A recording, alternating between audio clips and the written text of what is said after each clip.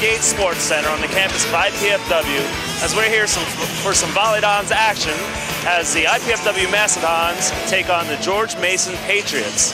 The IPFW Mastodons are currently 10-9. George Mason is sitting at a record of 9-11.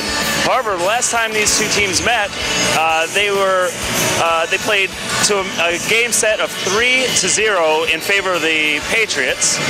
So today I'm joined with Chris Gislin, former standout for IPFW, Mastodons volleyball player. And Chris, I want to ask you, what are the keys to tonight's match? I think tonight will be how we can receive the serve to help out Mater as far as our freshman setter, and also we need to serve the ball tough to take George Mason out of their offense. All right, serving and passing. You'll note that the Mastodons hold a slight edge in the series record at 19-18 overall against George Mason. So George Mason looking at even a series at 19-19. On the Mastodons, any players to look for tonight as you're watching at home? Obviously, Daryl Shank is one of our big go-to guys. I'm also interested to see how the freshman setter does in Mater. I'm really interested to see how he does, if he can step up his game to help out IPFW. Well, we'll look to see if the young freshmen and the rest of the Mastodons can go ahead and make their record 11-9 and take the series lead 20-18 and avenge a 3-0 loss that happened earlier this season against the George Mason Patriots. Thanks for joining us, and we look forward to some good volleyball action tonight. We'll be back right after these messages.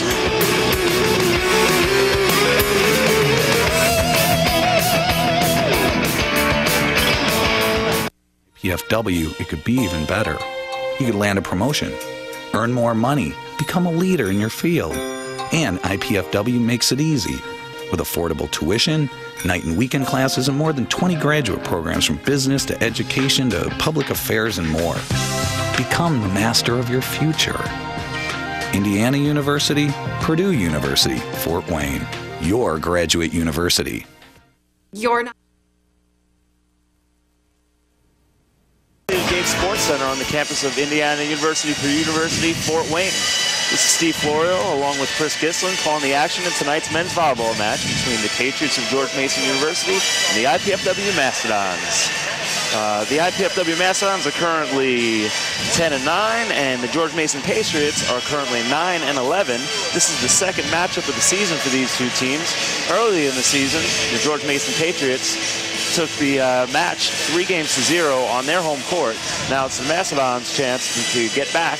I'm joined with Chris Gislin, as I said just earlier. And Chris, the Mastodons just had a 5-game match last night against Rutgers, in which they won 15-13, but it was a knock-them-down, drag-them-out type match. And will that affect tonight's match, in your opinion, as a former player for the Dons? I think it will. It's a pretty emotional match. The guys got pumped up. It's kind of hard to come back down and refocus for the next match. So hopefully we'll see how they can turn things around for us. All right, well, first serve is off and a good pass to start things. And Ollie Cook with the big kill out of the middle puts the Dons on the board first, 1-0. Good choice by Mater. Established the middle early. Good pass by Shank. Watch 11 on the right. Ben Duckworth back to serve, jump serve coming. Middle attack, dug up by Shank. Duckworth out of the back row and blocked. Big block by 16. Brandon McLaughlin, and I believe that was Ryan Kiwakowski with him. Ryan Kiwakowski, who has actually been the setter for the Patriots, is not setting tonight. Interesting move by the Patriots as far as changing setters throughout the year. Hopefully. There he is handling the second ball, putting up a nice ball. Shank having to handle the out-of-system ball. Free ball coming for the Patriots. Cook rejects. Big swing. Covered up by Mater, the setter. Good choice. And back row attack by Duckworth gets the Dons their second point of the match. Really good choice by Shank, setting the high ball to the opposite on that play. Settle everything down, put the ball up high, get a good swing. Phil Peterson back to serve for the Dons.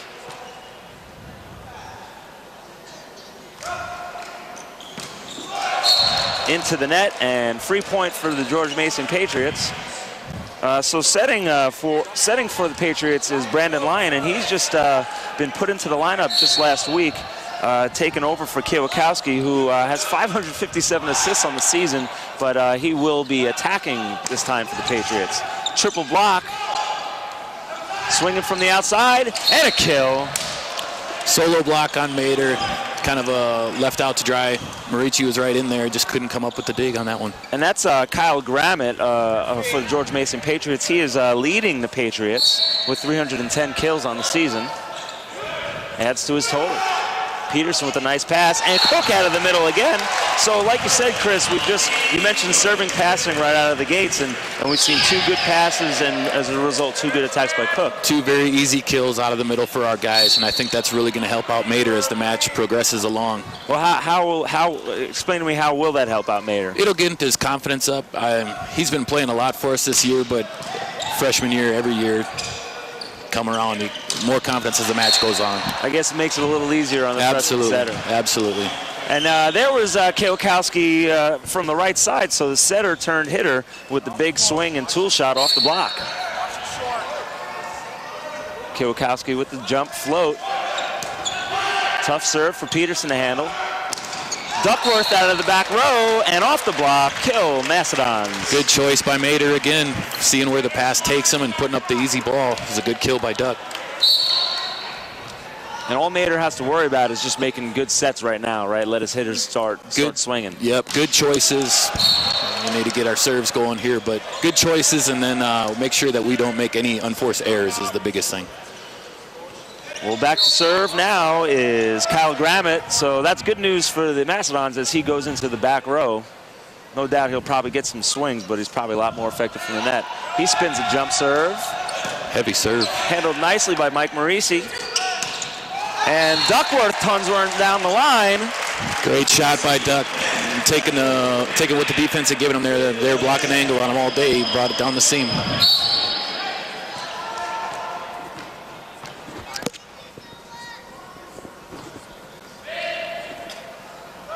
Shank with the serve. And that was a fast tempo set there by the Patriots. Pretty good, pretty quick tempo for those guys. It was good to see us get our hand on it, and that's just one of those where we got to get a touch and a turn. Hopefully our defense. What's the advantage of a quick set like that to the outside? One-on-one blocking on the pins. Normally the middle isn't able to react quick enough to get there. Unfortunately there we had a bad pass, and Mason was able to take care of it. Yeah, overpass, almost especially in the men's game, is almost definitely a point for the team that's on the receiving side of that overpass. Absolutely. Ball's long. Now give it right back, though, with the service error. We'll absolutely take it now with our when our setter is in the front row. Those overpasses are a little bit more difficult because the setter already has a line on the ball, and that's actually when I was playing. I was pretty fortunate that if that ball was tight, we go ahead and go after it. So we'll see how that changes with our setter coming in the front row. Good dig by Bird. Nice high dig. Peterson has to tip the ball. Dug up by Kwiatkowski. Joyner with the set. Big attack by Brandon McLaughlin, but covered. And Peterson goes for the deep corner, but just misses. It's a good high swing. Take a lead 8-6. Sorry about that. That's all right. It's a good high swing from Phil, trying to get the ball high, keep it in bounds, keep it in play, maybe get a touch off the top of the block. Unfortunately, we didn't catch that one. High pass by Peterson. He's going to have to take another high swing here. There it is. And this time it's good. It would seem that Mason is really picking on Phil in serve receive here, and it has seemed to work out all right for him. I'd like to see him turn this around and concentrate on passing first, and then once you get a good pass, you'll be able to get into transition and get out to the outside to take a nice high swing. You know, I've heard that some hitters like to pass and then attack, so maybe that could get him going a little bit. Absolutely, start a rhythm. And miscommunication by the Patriots ties it up for the Dons, 8-8, and back to serve is Ben Duckworth. They just missed on that. They're trying to run that quick tempo out of the pipe. Weren't able to connect. That's a great point for us. Hopefully we can get some momentum coming out of it. Brandon McLaughlin and Kwiatkowski hanging out on the left side of the court there. And McLaughlin is aced by Duckworth. 9-8, and the Dons take the lead back. It's a good off-speed serve by Duck, bringing heat first time around. We'll see what he brings on this one. Able to find McLaughlin hanging around the attack line there. See if he goes for him again. Goes cross court this time with it. Kwiatkowski. Triple block. Great block, set up by a tough serve. The setter on the other side only had one option. We were waiting for him. And George Mason calls timeout. And we've got a timeout on the floor. George Mason calls timeout as the Mastodons take a 10-8 lead. We're going to go to break. We'll be right back after this.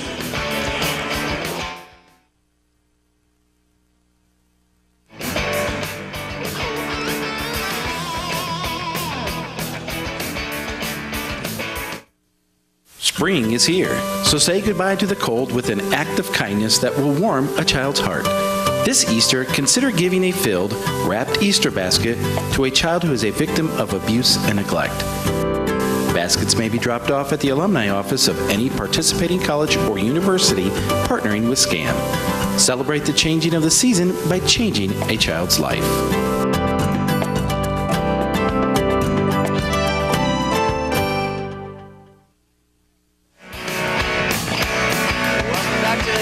Sports Center here on the campus of IPFW. We've got a good volleyball match already. George Mason Patriots all the way out from the East Coast taking on the IPFW Mastodons, and it's a good one. It's a bit of a seesaw battle already. I'm joined with Chris Gislin, alumni and former standout for the Mastodons, and we've got a 10-8 ball game here as Ben Duckworth goes back. He's had a string of serves already, causing some trouble for the Patriots, and see if he can continue it after the timeout. Good serve. Another tough pass. Ooh. Big line swing, but Peterson picks up his second block in a row. It's a great setup. Him and Ollie Cook right out there waiting for him again. Tough serve by Duck, limit them to their shots out on the pin. They got to go high ball. We got some big guys up front waiting for him. Luke Maloney of the Patriots with nowhere to go on that one as Peterson picks up his second block in a row. Good off speed by Duck. Touch. Kiwakowski. Duckworth out of the back row, and just a little long. Thought he might have caught that end line, but it was just out. And good run for the Dons to open up a little bit of a lead. It is 11-9 Mastodons, and Luke Maloney back to serve. There's a good pass by Peterson. Mater to Cook, and that's the third time they've connected on a good pass. Absolutely. It was a great pass by Phil coming up. Hopefully we can keep him passing really well and keep Ollie hot in the middle. Ollie takes his third kill on as many tries, and Peterson goes back to serve. So a good string of points for Peterson. 2 blocks, a great pass for set up an attack. Quick attack out of the middle. Duckworth returns it over the net, and another chance. Nice. Great dig by Duck. Big swing, what a dig. And Shank. It's a good smart hit off the top of that block, just being able to get the cover up for the Dons. Yep. And we have a net violation on the Patriots as they actually got fast and furious on the net, and that's going to be a point Mastodons. It was a great rally for the IPFW, built some confidence. You know, we had a nice coverage, had a great dig by Shank out on the outside, where actually both our outside and middle committed on the quick set, and it ended up going out to the pin, and Shank made a great dig.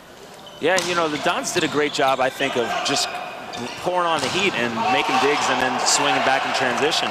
Great play by Mater there, keeping his eye on the ball. It's good cut by Shank there. You got to keep them on their toes, but we need to keep that ball on them. And that hitting error brings the score to 13-10 IPFW. Back to serve, Brandon McLaughlin. Short float serve. And Cook picks up his 4th kill on another good pass to the setter. Anytime that pass is on the money, so is Ollie Cook. Mater's putting it right in his breadbasket, and he's taking care of it. Absolutely. Ollie mixed it up on that one, put it in the soft underbelly. Everybody's campfired around it. It was a good choice. Great pass by Shank.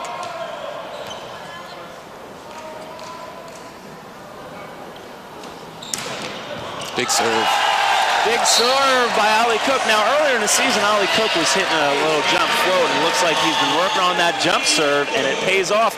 Every time I see him, he's hitting it harder and harder. He's gotten a lot more confidence with it. I think if he gets a good toss, he's really got a good arm swing for it.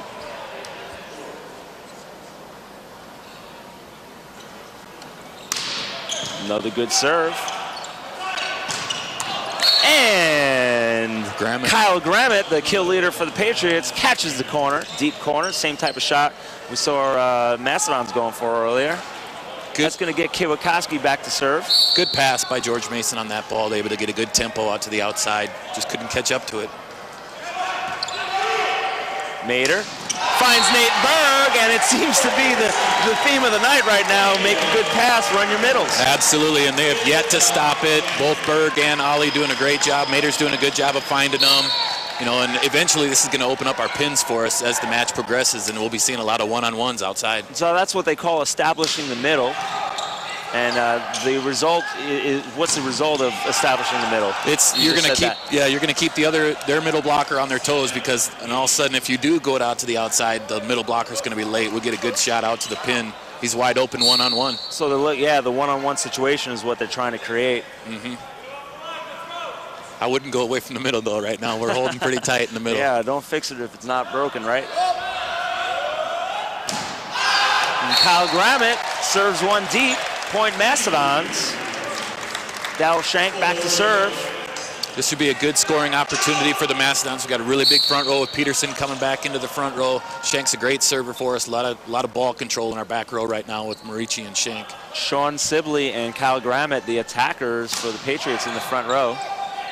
Sibley up, and it's going to be, Luke Maloney. Kyle Grammett was in the serve receive, but Luke Maloney with the big kill. Sort of an undersized outside hitter going down the line there. Yeah, they're going to really have to work on their passing to keep that guy in the match, as that was a good tempo, a fast set out to the outside. He was able to sneak it by our blockers, but somebody that size with as big a blockers as what we have, what a great play by Berg there. Well, we've got some big action here. Sorry. This is a great rally, and sort of sparked off by a great play by Nate Berg. And Chris, you gotta explain to us watching at home exactly what happened there. Why was it such a great play by Berg? Such a good play by Berg. He didn't give up on play. There was an overpass coming. Mason was going to attack this overpass. Berg just jumps up and throws a soft block, ends up coming off the net, and then he digs it out of the net. And the block does not count as a contact in men's volleyball, so you can touch that ball on the block and then play it again yourself, and it's not a violation to touch it 2 times in a row. So quick thinking by Berg. Great play by Berg, only to come out and leave his serve a little bit short for us, but we'll see what we can put together on this one. That's called setting against the flow. It looked like he was going to go outside. Mater tried to be a little tricky and kick it back, and just resulted in not a good quality set. Not a good quality set. I like the choice. You know, it's always good. Choice. Yeah, definitely. And I mean, it's really good seeing kind of out of a freshman setter that he wants to mix it up like this.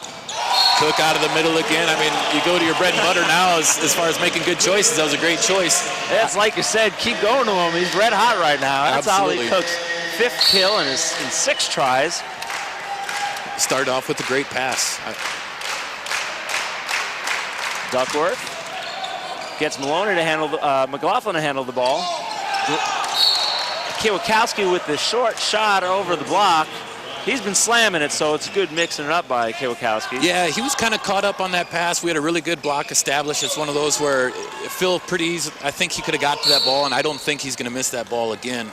As far as somebody trying to tip over the top of the block, I think he'll be able to pick that up next time. Marici with a very nice pass on a very tough serve. Duckworth from the right side gets some action, but not the kill. Tip shot by Kwiatkowski. Mater to Peterson. It's a good Peterson choice. smokes it down the line. Great choice by Dan. Just throw the high ball out, get back ourselves under control. That way we can set up our coverage around it. The block was set up waiting for him, but we were able to get our coverage set up around him, and Phil made a nice high swing. He's really hitting the ball high tonight. Yeah, and that's a good sign when Phil's reaching and swinging down, getting a high swing. He's able to put it where he wants it. And now he's back to serve. See if he can swing high in this jumper. Spins a good one. Trouble for the Patriots. Kwiatkowski from the right side. And there's a hitting error and a free point for the Dons. If we can minimize our mistakes as far as what the mistake that they just made there, as far as out of system, we need to keep the ball on them. Hopefully Mason will keep making those mistakes for us so we can run away with one here.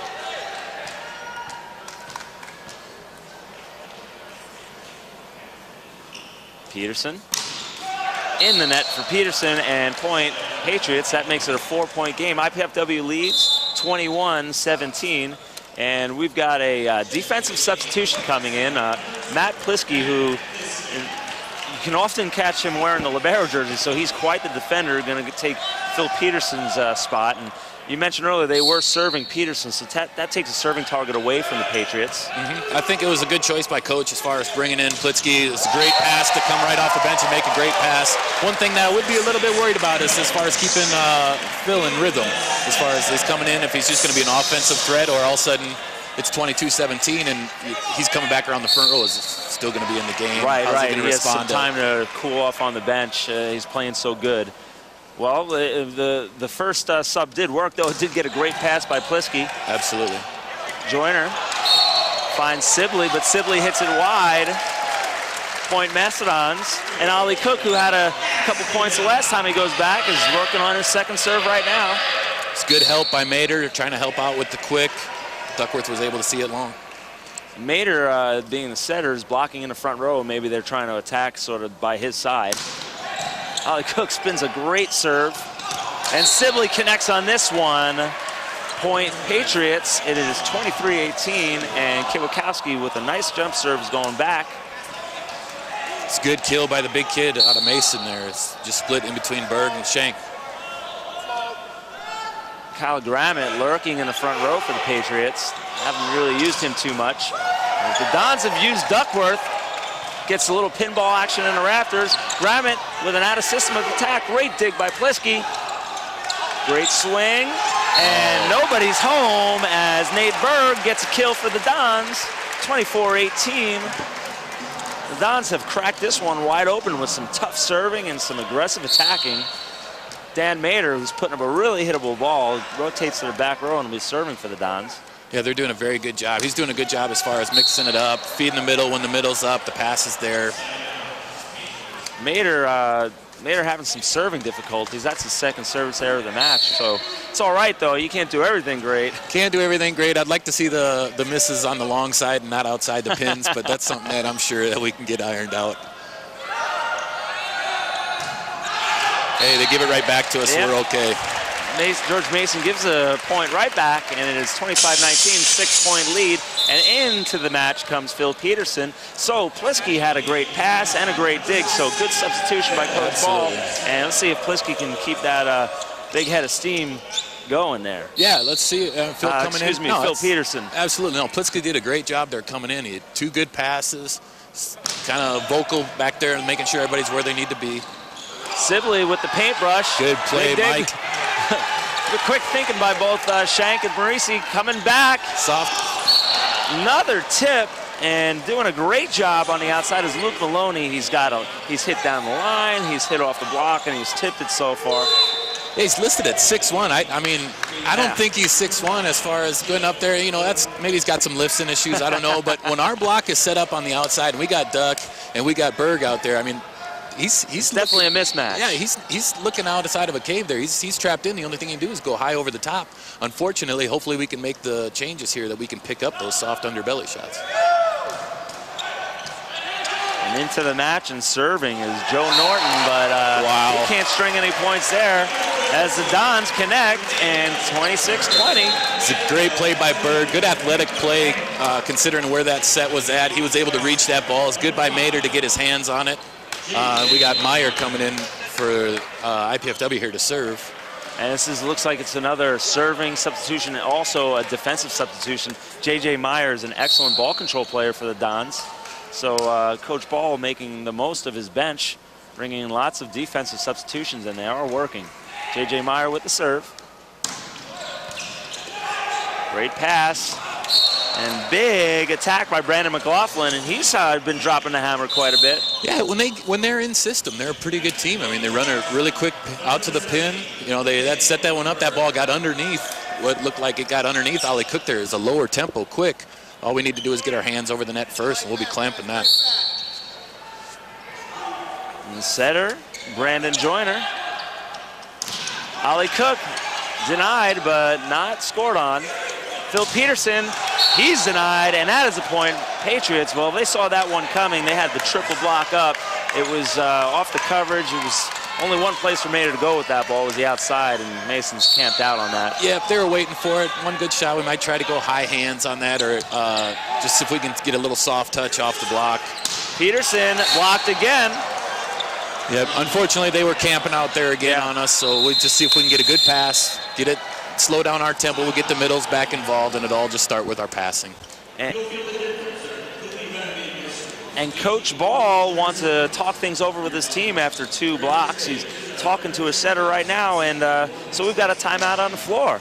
If you want to hear more of what Coach Ball has to say, get the Insight Set on the hard-hitting, high-flying IPFW men's volleyball program each Wednesday and Thursday on College Access Television.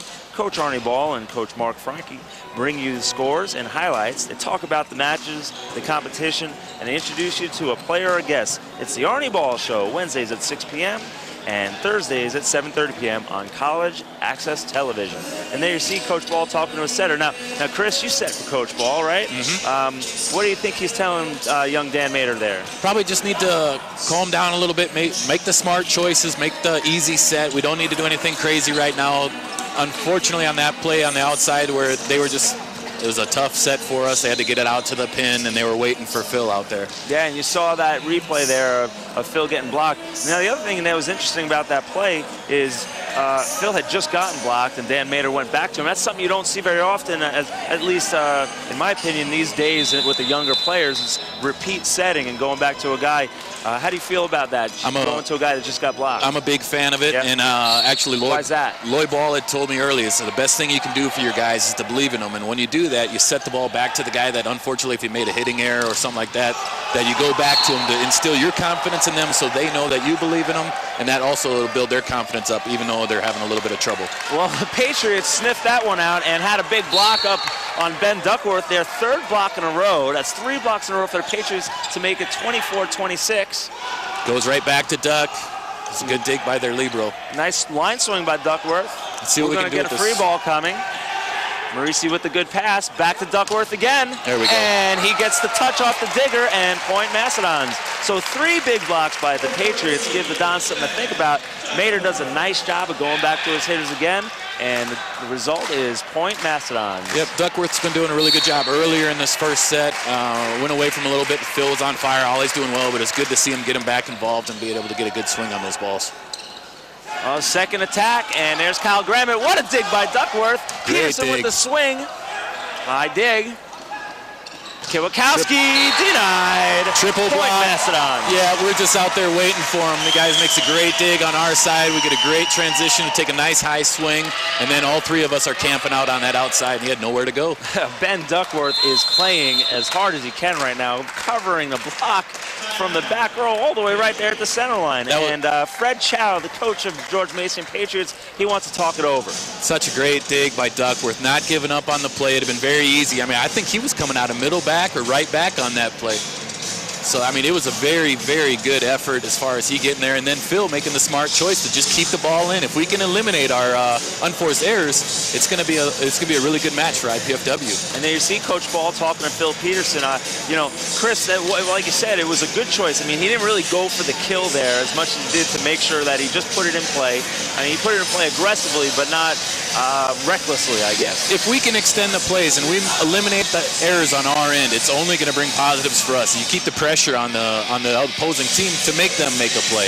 And especially when they're coming into our house or they're on the road, they need to come in here and beat us. We can't give them the games. We need to keep the pressure on them to make them perform, I think is a big key. You know, and having played for Coach Ball, I'm sure you know how hard the practices are, and the Mastodons can play with just about anybody.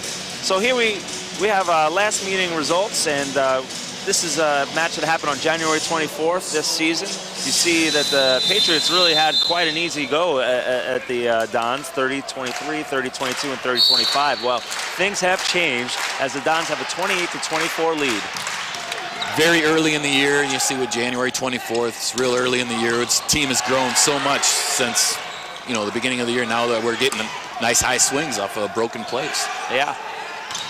And, you'll have that slow start with a young team. I mean, 2 sophomores, 2 freshmen on the floor. Mm-hmm. It's some growing pains involved with that. And you see the Patriots come out, good timeout. They get the ball back, and it's 25-28. Still life left for the Patriots. Big serve by Maloney.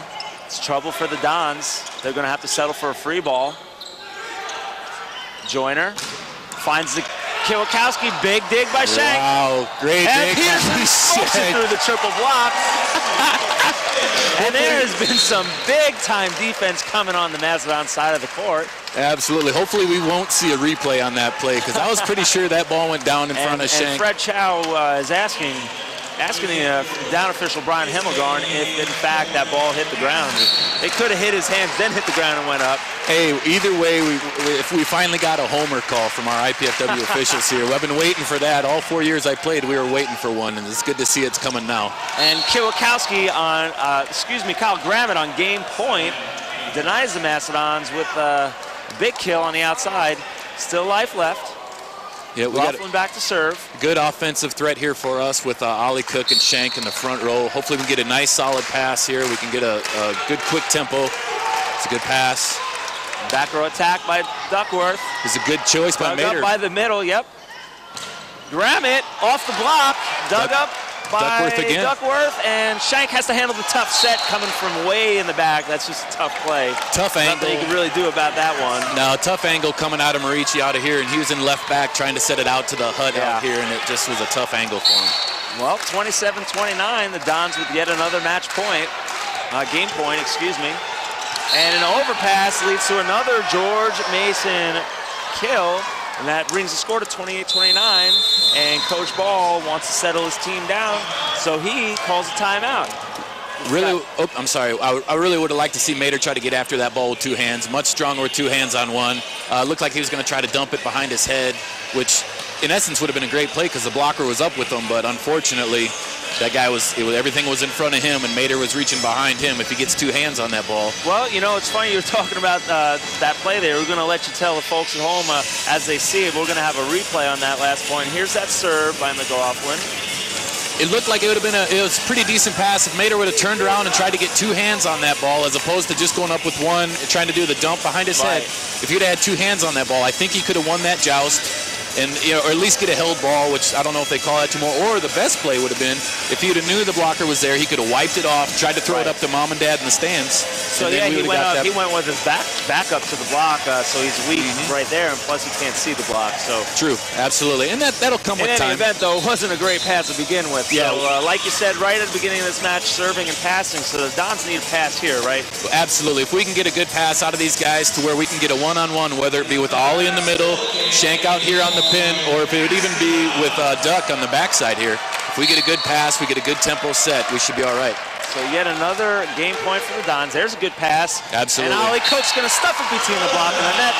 That's going to be a point. Mastodons, and the Mastodons take game one, 30-28. Good effort by George Mason, but a little too late.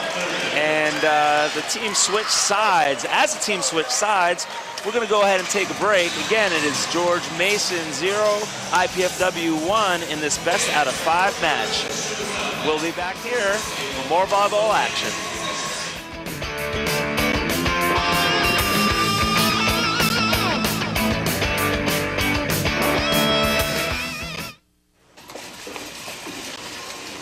This isn't mine.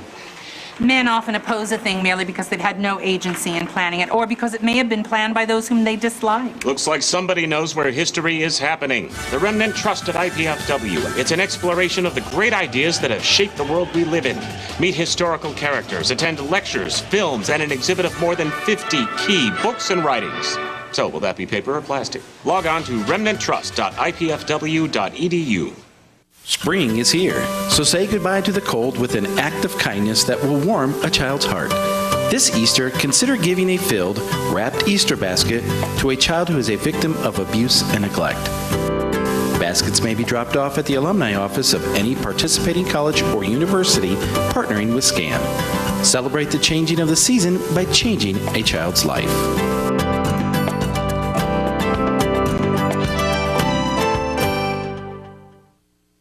Do you have everything you need? Paper, pencils? We only ask that you do your best. I made you a snack.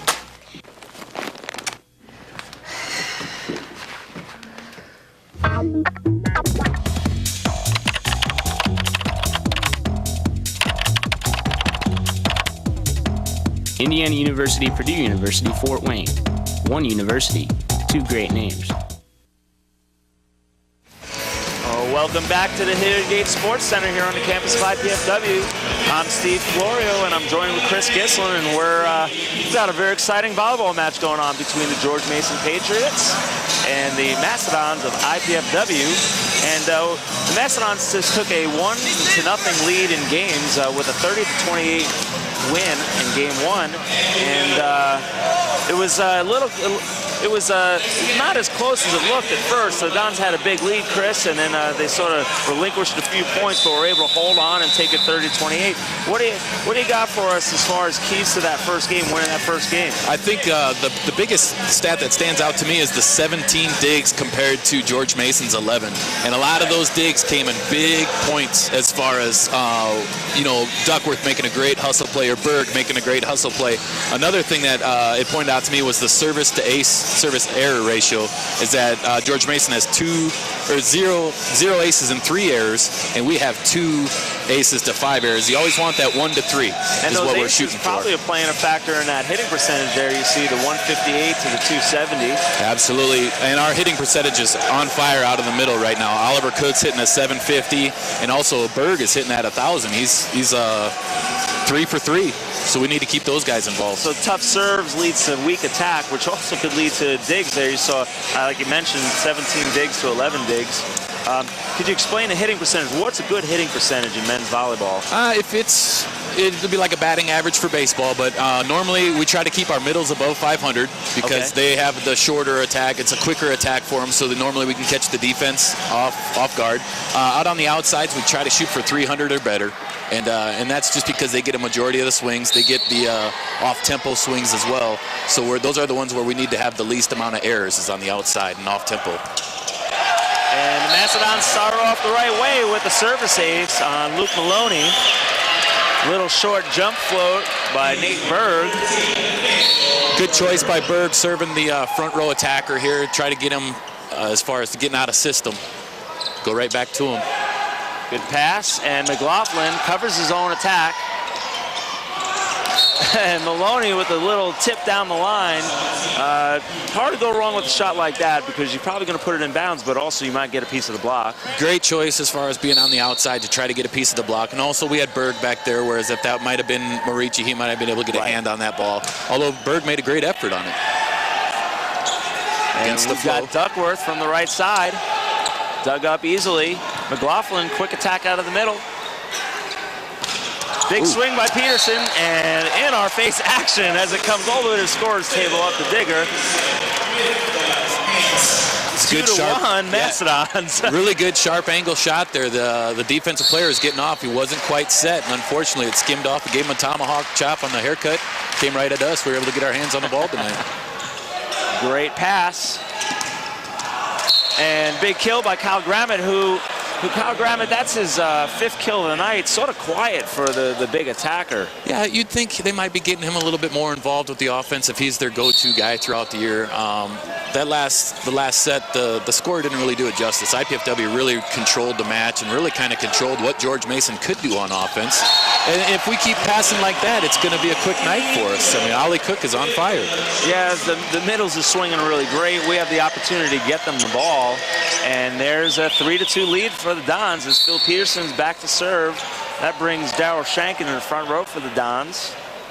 Sibley lurking on the left side here for the Patriots. Nice tough serve, limiting their options. Denied by Ollie Cook.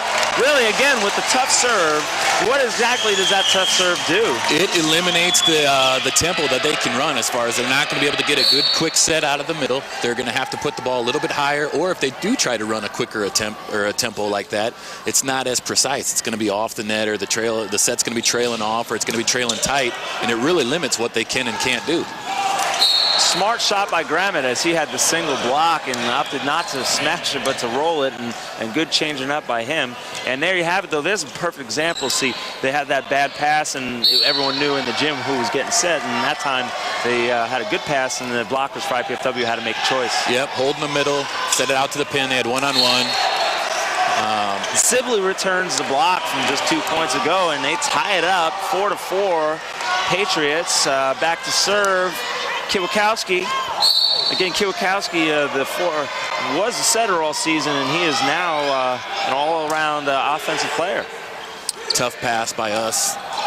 Fortunately, we were able to get a good cut down the line from Somehow Shank. Darryl Shanks finds a way to drive that down the line. Must have been a small window that he got through there, because I was kind of wondering, how is he going to get us out of this play? Ollie Cook back to serve for the Dons. See if we can get a tough serve, and we can set up that block and sit around it and just wait on the pins for him. Sibley and Grammett in the front row for Patriots. Who's going to see the ball here? It's going to be Grammett, and he cuts a really sharp tip, and it scores. Yeah, triple block again. We had the triple block out there waiting for him. Is kind of the only option that he had. Unfortunately for us, we weren't able to adjust to that as far as where his angle of approach was, to where that was the only shot that he could make. Well, Grammett showing his versatility there and showing why he's the kill leader for the Patriots. It's not just because he can bang it. And he gets a serve off the net, trouble for the Dons, and the Dons tip it out, and that's the ball they probably just want to put in play. Yeah, that's a broken play. It was a tough serve. You know, Marici got caught on a let serve. We were just able to put a nice high ball out to the pin, and unfortunately Shank wasn't able to keep it in. That's where we'd like to keep it in, let our defense get set up around it and get, established again. Grammett brings the heat, gets an overpass. Maloney handles it. Back row is Grammett, and somebody has shown up to the party. Yeah. Well, I think we might have kicked a sleeping dog as far as not saying that Grammett had shown up at all yet. Yeah, that might be our fault, huh, Chris? Really mine. I'm the one who said it. But Grammett is serving like a man on fire right now. Yeah, he brought a heavy ball, that last one. The first one caught the tape. It also was a heavy ball, so we'll see what he can do here. I mean, he's been mixing it up on the outside. We'll see what he has, what the toss brings him. Oof, high toss, going for it. Yeah, we talked him into it. Yeah. We were able to talk it back into it. So on those high toss serves like that, it really depends on how far out into the court that they leave themselves. They really kind of leave themselves no option as far as you got to bring gas. Otherwise, it's not there, and you off speed or you're hitting into the net. Mader finds his serve in the court, and great touch. Nice dig. Good touch off the block. Mader goes up, and since Mader's back row, can you explain to us exactly what that call was? Over by Tom Joseph.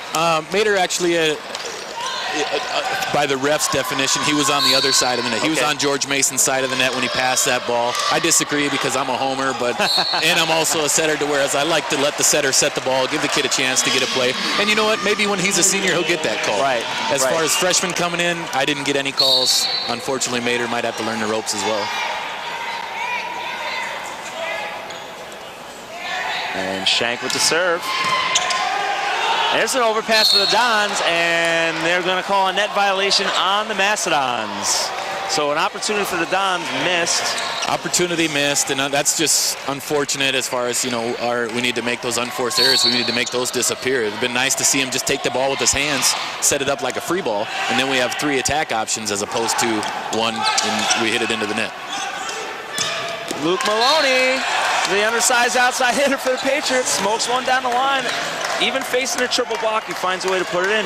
I guess as a smaller outside hitter, you do have to be crafty and make the most of what you got. Absolutely. It's, he's good about finding the block, finding seams in the block. Looks like we had a hands call, or he might have been in the net there. Yeah, I think the call was in the net. It was another tight pass. So the Dons' passing is breaking down a little bit. I think Mason's serving has really picked up a bit, though. They are serving more aggressively, and it's obviously shown here. I'd like to see our guys calm down, take a step back, maybe take a breath. Fortunate break there for us, but we got to find a way to side out and not wait for. Hits one into the tape, and like I said, gives a break to the Dons, who just sort of seem a little out of rhythm, especially on their serve receive. But they're going to get to go back to that first rotation where Nate Berg served an ace before. Hopefully, we get settled down here, and we can get into our groove that we were able to get into in that first game. And it started with us serving tough and getting a nice block set up like we have here. But we just need to make sure that we can take care of our side of the court and keep the pressure on Mason, which they have flipped and done to us now. Kowalski on the second attempt gets the kill and gives the Patriots their 12-8 lead. Their biggest lead of the match so far. Maloney, big jump serve. Mader has to go outside to Peterson, and Peterson puts the ball into the tape, and that's going to be a point. George Mason. that might have been a miscommunication between Mater and Phil on that play, as far as if Phil was waiting for a high ball and Mater didn't put it there, if it was a little bit inside. I'd like to see Phil get his feet to the ball and actually take a nice controlled swing, and it might have looked like he wasn't out of position as far as just taking a high swing, and ended up hitting it right into the tape. Another tough pass by the Mastodons leads to an opportunity. That's an out-of-system ball, and tooled off the block, and point Mason. And I'm looking, Chris, and I'm seeing Mike Marisi, the libero. He's limping right now. That's not a good sign. No, he had some knee trouble before. I think he redshirted. Was it last year that he had redshirted? Right. He had unfortunately blown out his knee. I'd like to see him, you know, as far as if he can shake this off or something. He's a really big vocal leader for the Dons. He keeps the libero. First contact is always the most important. Okay. Well, while Mike Marisi gets looked at by the trainer and Coach Ball takes a timeout to talk it over with his team, we're going to take a timeout here, and we're going to go to break. We'll be right back in a few minutes.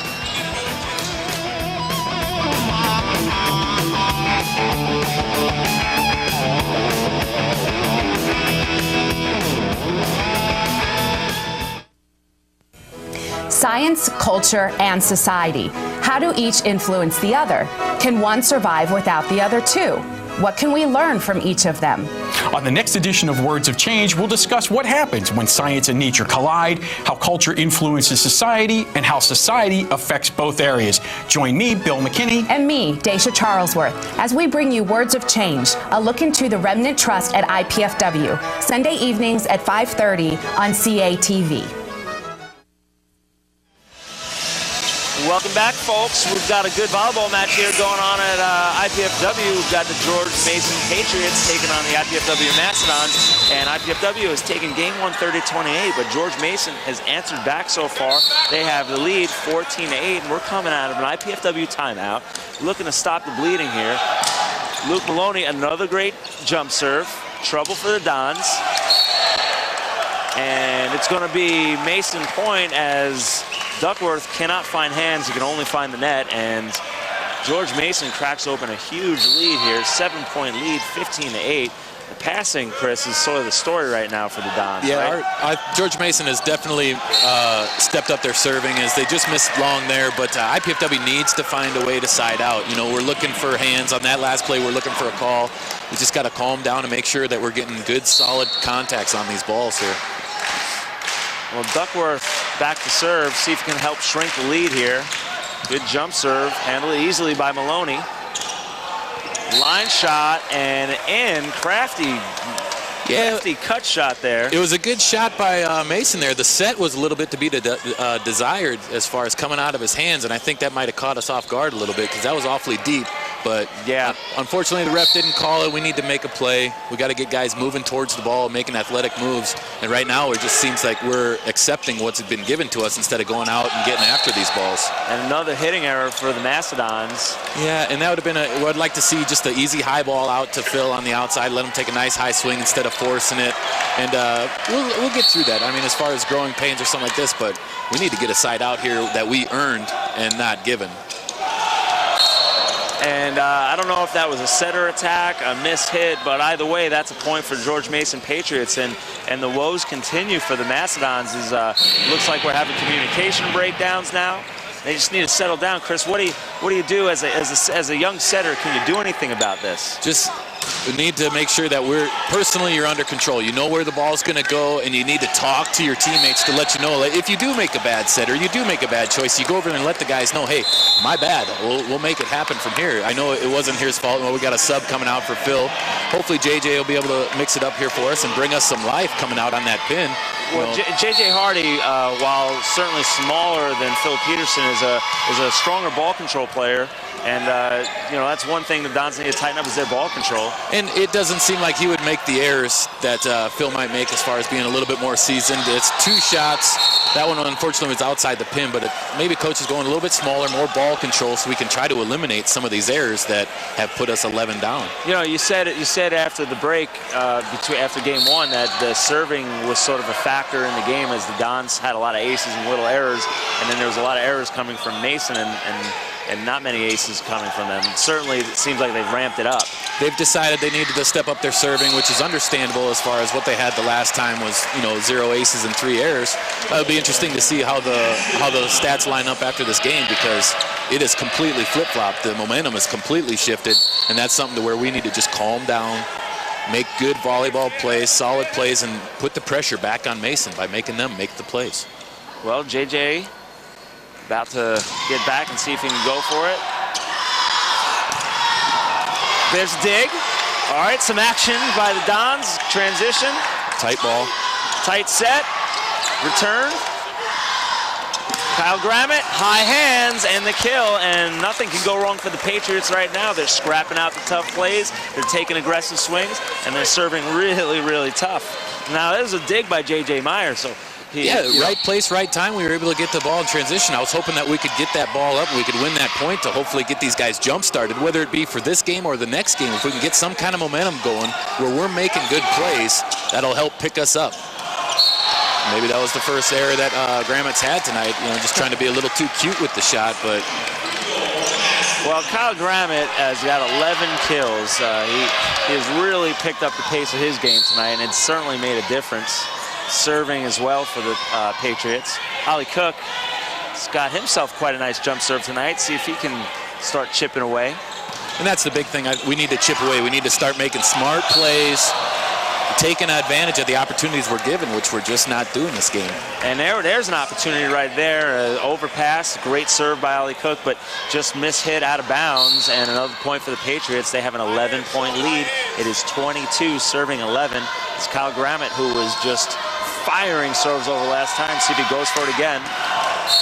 And he misses, gives Dons a point, and it is 12-22. Now, fortunately for Mason, that they have some space here. They don't need to worry. I mean, they can get after their serves, and they can really try to mix things up here as far as doing this up because they have that room for error. Well, Matt Pliski, here's an interesting sub. Matt Pliski in a serve for Dan Mayer, the setter. That means Pliski's going to have to do the setting. Marisi with the dig.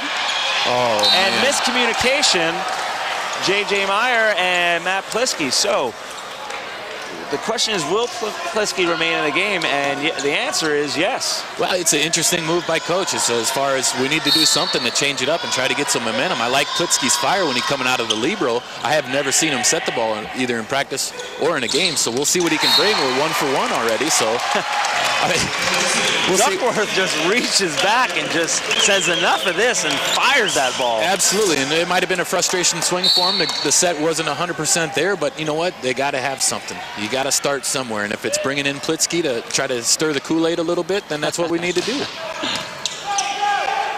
Great pass. Good move by Duck. Unfortunately, he didn't get his hands over the net, but it was a great move for a one-on-one block. He had that thing surrounded. Luke Maloney for the Patriots. Another big swing for him. A little undersized outside is really getting it done for them, mixing up his shots, and he picked up his 6th kill of the match. Actually, we got that point. I thought it came down on our side. We got that point. I was kind of surprised by that. Excuse me on that. Point Dons. A great block by Duck. But Maloney won't. There you go. Okay. So the up official Tom Joseph initially gave the point to the Patriots, thinking that the ball was touched by the block, but on second thought realized that Luke Maloney hit the ball into the tape, and that was a point for the Dons. It was all tape. It was a good call by the ref. We were waiting to see it. I was ready to light up the up ref if he was going to miss that call. Take the headset off and go talk to him, but it's a good pass again by George Mason. We need to serve tough, and they're just not getting it done right now. Well, it's getting a little emotional in here as McLaughlin just goes up and fires away. Point Patriots, and both teams sort of feeling the intensity of this match. They're knowing it's going to be a hard-fought, emotional match, and it's not going to be over anytime soon. Yeah, and I think that's a good as far as bringing in Pliski. Pliski's an emotional guy. He's a libero, so he always communicating, always talking. You see him out there now trying to get the guys rolling, trying to get them fired up. Coach brings in another sub for us, bringing in Eric Harding, another freshman out there. So we're going with the younger squad, but we'll see what this guy can bring. Coach Ball just trying to mix it up. Now Duckworth, he's in for Duckworth, who is having a rough match. He's 5 for 22, and he's hitting negative. Yeah, and Duck, he really started off strong for us, and I just think, you know, as far as circumstances that came in, and it was probably a lot of those attempts and a lot of those errors came in this second game. Well, the Mastodons still trying to find an answer and need to calm things down. You got a new crew on the floor. Coach Ball maybe wants, he calls a timeout here, maybe wants to talk it over, get his team on the same page. There he is talking to Matt Plisky, the current setter for the Mastodons. You got Hardick in there now. You got J.J. Meyer, sort of a new lineup. New lineup, you know, trying to get some fresh blood for these kids as far as to say, all right, you know, this is something where it might be a meantime. You know, Coach might come back to the starters, you know, that got us that first set win. But this is something where, hey, we need to shake things up. And maybe it's a wake-up call to Duck, or maybe it's a wake-up call to Phil that, hey, you know, we got guys on the bench that are fighting this to play. Well, you know, we got some good action here. If you want to see some more action in person, you can get tickets. For tickets, go to IPFW Athletic Events, call 260-481-6000, or go to the IPFW Athletics website at gomastodons.com. That's 260-481-6000, or online at gomastodons.com if you want to see the action in person. We got a replay here. Lucas with the pass. And that is the play that I thought was a point for Mason, but in fact it wasn't. No, and here we look at a great pancake dig by the setter there for Mason. Then they just set a nice high ball, and unfortunately take a nice high swing off our hands. It's a good controlled play for the Patriots. Well, okay, we've got the Mastodons coming out of their second timeout. See if the Coach Ball's calmed them down a little bit. Nate Berg with the tip. It's deep shot by the Patriots. Plisky to the outside. Meyer fires one down the line, and that's a good sign of life. Yeah, it was a good choice by Plisky there. He had missed on the middle twice now, and here we got another sub, Marcos, coming in for us. But it's one of those things where Plisky, there's more room for error when you set out to the pins, or when you set a high or a high ball out to the pins, where these short, quick sets to the middle we're missing on, and then we end up giving the other team a free ball. You know, and the middle was a strength for the Dons earlier in this match, so it's gone away. I mean, it's linked right to the passing, though, wouldn't you say, Chris? Absolutely, and that's one thing. It's tough to run the middle from the back line when we're getting these bad passes. So hopefully we can bring some fire here and try to rally some points towards the end of this set. And shot is fired wide by the aggressive Maloney. That's going to be a point Mastodons, and they're starting to put a little bit together here. Marcus serves. It's going to have to be a tip for the Patriots. Plisky. Nice choice. To Meyer again. Meyer goes down the line and gets a kill. Nice choice by Matt. You know, we don't need to do anything crazy. We're not trying to reinvent the wheel right now. It's just we'll take what we can do, what the pass has given us. And, you know, Meyer's doing really well for us on the outside, bringing down the line. You know, it's a different height as far as Phil. So, you know, it's a different angle of attack for these guys that Mason just probably hasn't seen yet.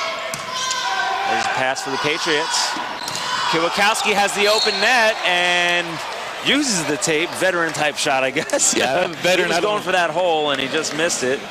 Yeah, it was one-on-one on the outside. He definitely only had the angle shot. Kiwakowski, he's a junior, so he shouldn't be getting those rolls yet. I think he's got one more year before he should be getting those rolls, and especially here at IPFW. But we'll go ahead and take it. He'll give a little shout-out to Subway on the tape there. So back to serve is Maloney. Nice pass by Shank on a big serve. Cook out of the middle. He's been quiet, and it's good to find him. Yes. And that brings the score to 19-27. Now, the chances of a comeback, Chris? Very slim. Very slim. But it's good to see Cook getting these kills at the end of this game, see if we can get him back in his rhythm. Absolutely, absolutely. Try to build a little bit of momentum coming into this third set. Now, all right, now they have 28, so I'm not going to say that we cannot win this game because I've seen crazy runs happen before. But it's one of those things where if we can get good moves, good contacts, we take good swings, we get touches on the block, and we're able to turn some balls, that'll all build our confidence up to where now we can come back into the third set with some confidence. Look at Plisky winning jousts against the 6'9" guy. Oh, and a shot catches the line for the Patriots. Everything's falling for the Patriots now. Shots off the tape, out of system shots to the corners, and the Patriots have game point. They're looking at 10 game points, as a matter of fact. This is 29-19. Now, if we can take anything positive out of that, is that Plitsky won a joust against a 6'9" middle. And, you know, whether that be weight room or whether that is that has to be a little bit of confidence builder that these guys look at it to say, hey, Plitsky, 6'0" Plitsky wins a joust against their biggest guy. And, you know, let's try to build on that. Let's see the positive of that to where, you know, we absolutely got handed this second set. Well, Kielikowski makes sure the second set is finished, and it's 30-19 as it is all tied up 1-1. And the Dons rattled a little bit. They're going to go into the locker room. Coach Ball is going to talk to them and find some answers. And we're going to take a break. It is all tied up here 1-1. We'll be back after these messages.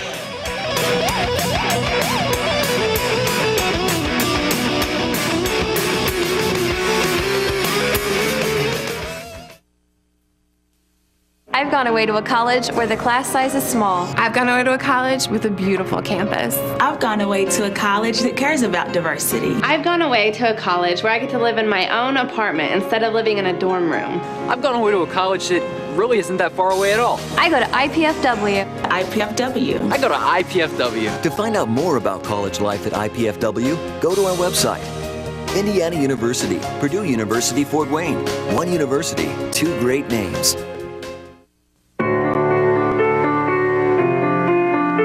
What's it like when you hear your calling? Will you remember where you were?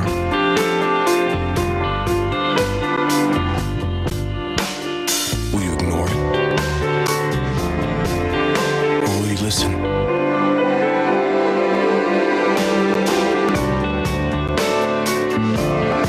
What if it calls you to go halfway around the world? Share your skills, to serve people you've never met, to do things you never thought you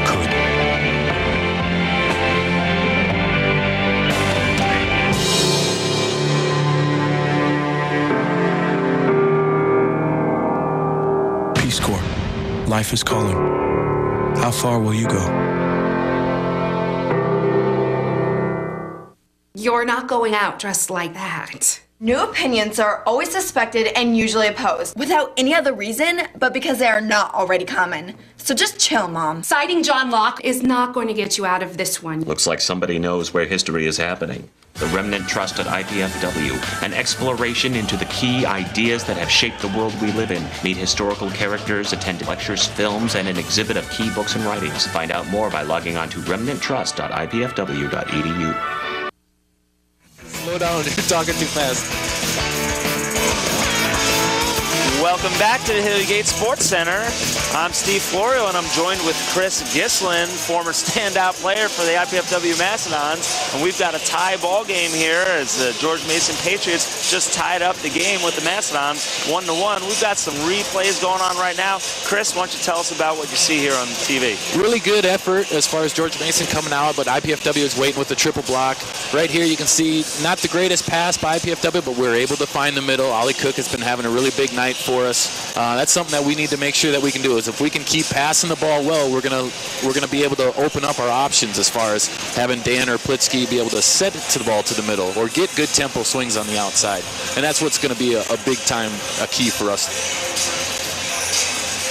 They see a tip over the triple block there. Yeah, and those are easy plays that we should be making. And if we know that we have a triple block in place, the guys on the outside of the defense, they should be able to react to that ball to pick up that, and it should be almost like a free ball to us. Meyer, who had a couple good swings down the line, there you see another one from him. Ollie Cook out of the middle. Good to see him getting it back. Yeah, it's good to see Ollie take a couple swings at the ball. It was good to see Plitsky bring some fire for the guys, you know, and Jay Meyer on the outside, able to take some good cuts for us. And that's what we needed. And that was the end of game 2 there, that play right there. But it's good to see Coach mix up the lineup as far as where our points were at and where the team was at. You could tell that the momentum had completely shifted to George Mason. Right. So it was good to see that Coach was going to try to mix it up a little bit, try to get some more life. We've got the momentum shift. We've got a great game there by the Patriots, and they tie it up 1-1, and they're in the locker room right now in what you can consider halftime in a volleyball match. So you've played for Coach Ball. and you've been in this situation for sure. I can count on for sure. Yep. So what do you think's happening in that locker room right now? What do you think Coach Ball is telling them, and what do you think the mood is in the locker room? Right now, you probably don't want to be sitting directly next to Coach Ball.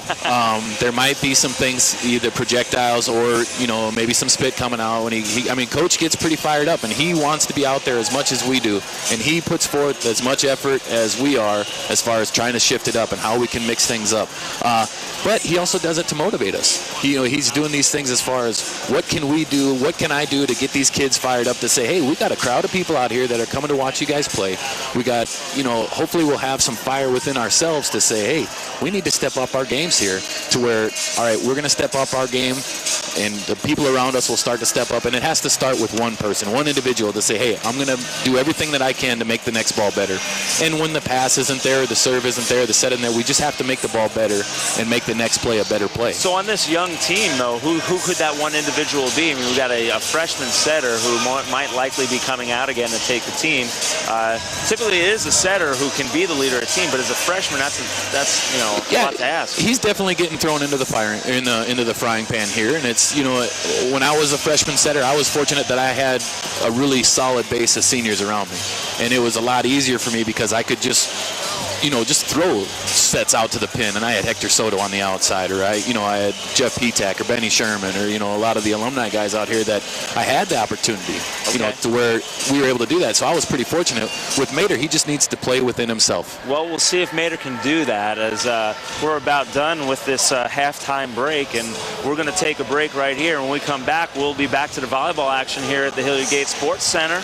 And again, it is all tied up 1-1. George Mason versus the IPFW Mastodons. We'll be back right after this.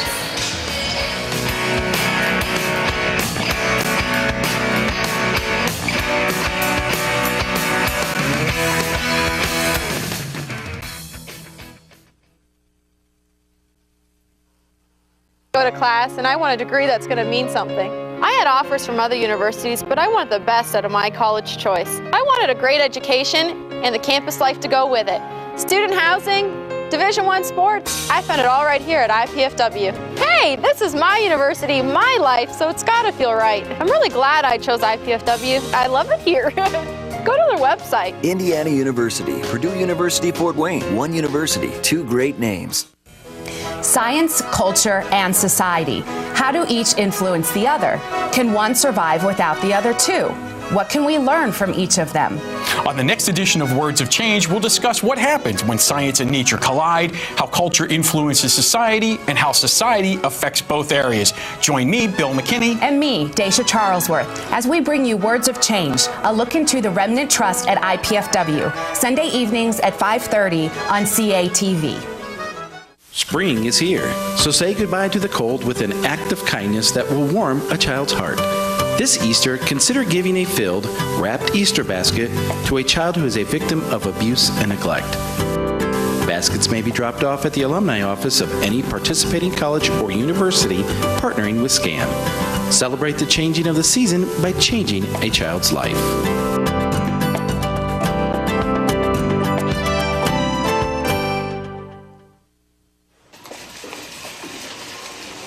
This isn't mine.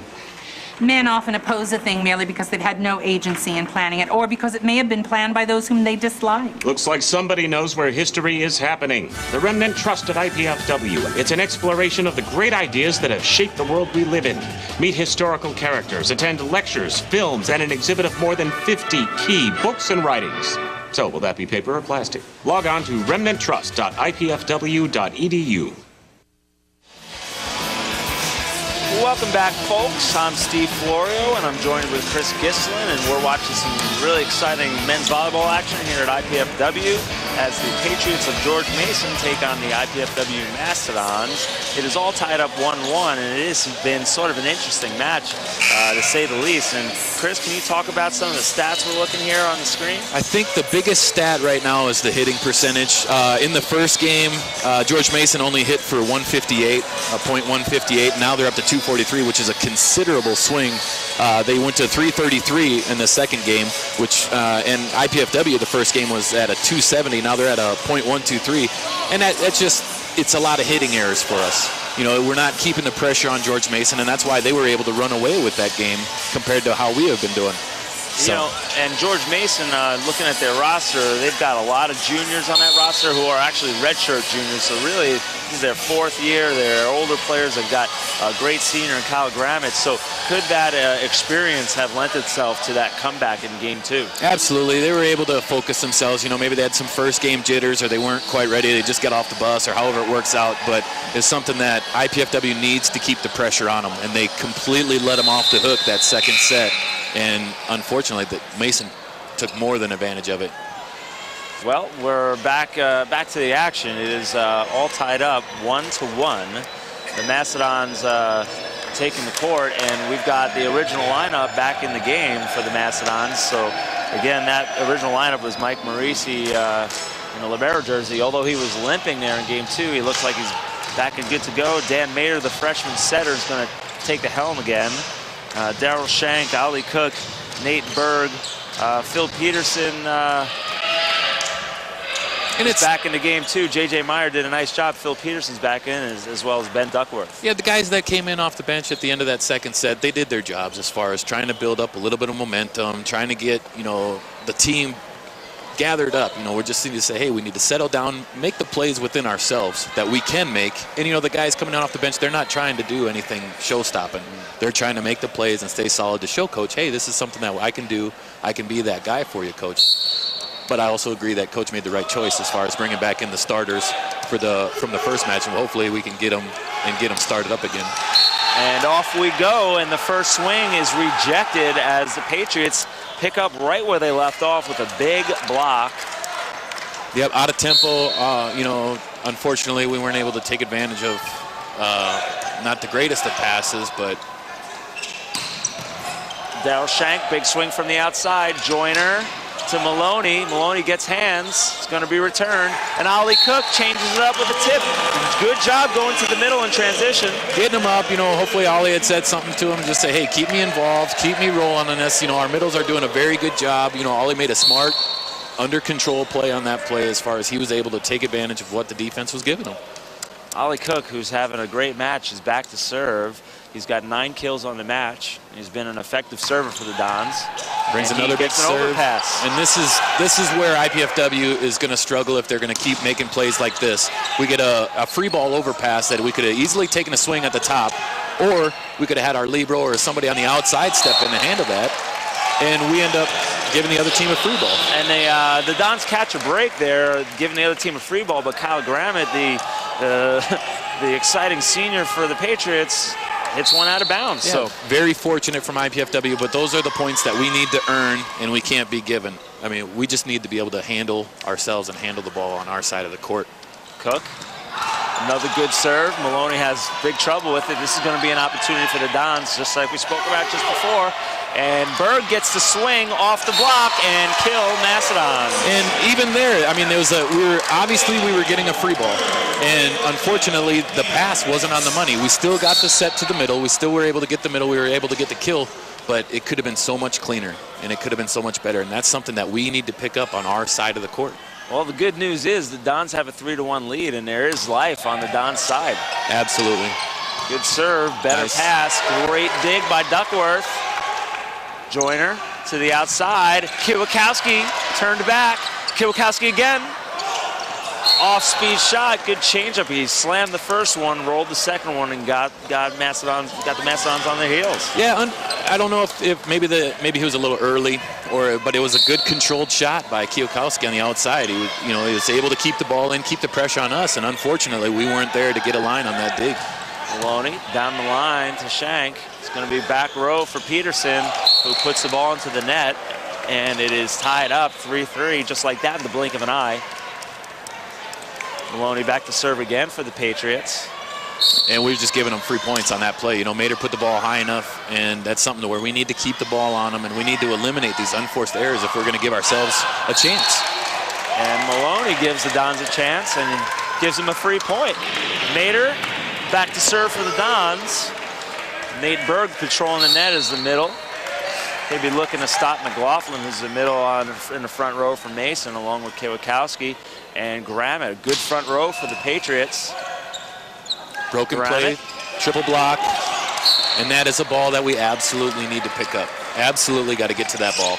Grammett, again, he finds ways to score. Had the triple block, tips it over the top. And quick sub by Coach Ball as J.J. Meyer comes back in. Short leash for Phil Peterson there. Yeah, I like this choice. You know, it's something where we get a little bit of ball control. He comes in, makes a really good pass. Not the greatest of choices there as far as the set, but it was a good pass by JJ. You know, try to get him calmed down. You know, it's a little bit, you know, more control than what Phil seems to have right now. Well, with that block, the Patriots take a 5-4 lead. We've got ourselves a little bit of a seesaw battle in game 3. Pinball play. Meyer has to send the free ball over. And Grammett fires away, point Patriots. And the Dons just seeming a little out of sync. They're gonna again try and get back in rhythm here. Good hitting front row for the Dons as you got Duckworth, Berg, and Shank. Who is Mater gonna choose? Finds Duckworth off the net, covers himself. Duckworth again, big swing. Roll shot coming. No. Sorry, that's my fault. Grammett is swinging away, and he definitely has woken up. Yeah, and these plays right here have been the difference of this match. In the first game, IPFW was making those plays. We were swinging aggressively on these high balls and taking advantage of them. We were making solid passes, and it has completely turned to where now Mason is digging every ball. They're taking nice high swings. They're handling the free ball, and unfortunately, IPFW is not doing that.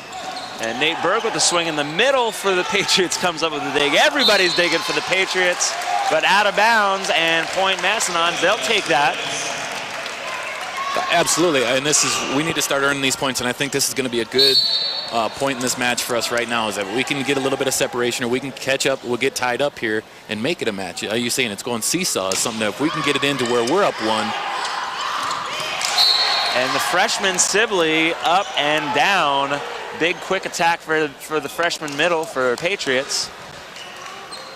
Opens the lead up to 3 points, 8-5. Kwiatkowski back to serve for the Patriots. Just not a good pass. Miscommunication. Yeah, and that's a ball that as Mater, as he grows and matures, is that he'll know that he needs to get to that ball, and there should be no doubt about it. Yep, there should be no doubt about it, and he should have that mentality in his head. And Coach will burn it into him. You know, Coach will run it into him in practice. Is that he'll get into those balls. Geyer with a good pass. Ben Duckworth blocked but covered. Yeah. Duckworth again, high ball. Here's an opportunity for George Mason. Grammett swings, net violation, so it won't even matter if Marisi can get to it or not. It's going to be a point to Patriots, and it is 10-5 George Mason. Trouble early in game 3 for the IPFW Mastodons. Kwiatkowski jump float, another good pass by Meyer. Covered, chance.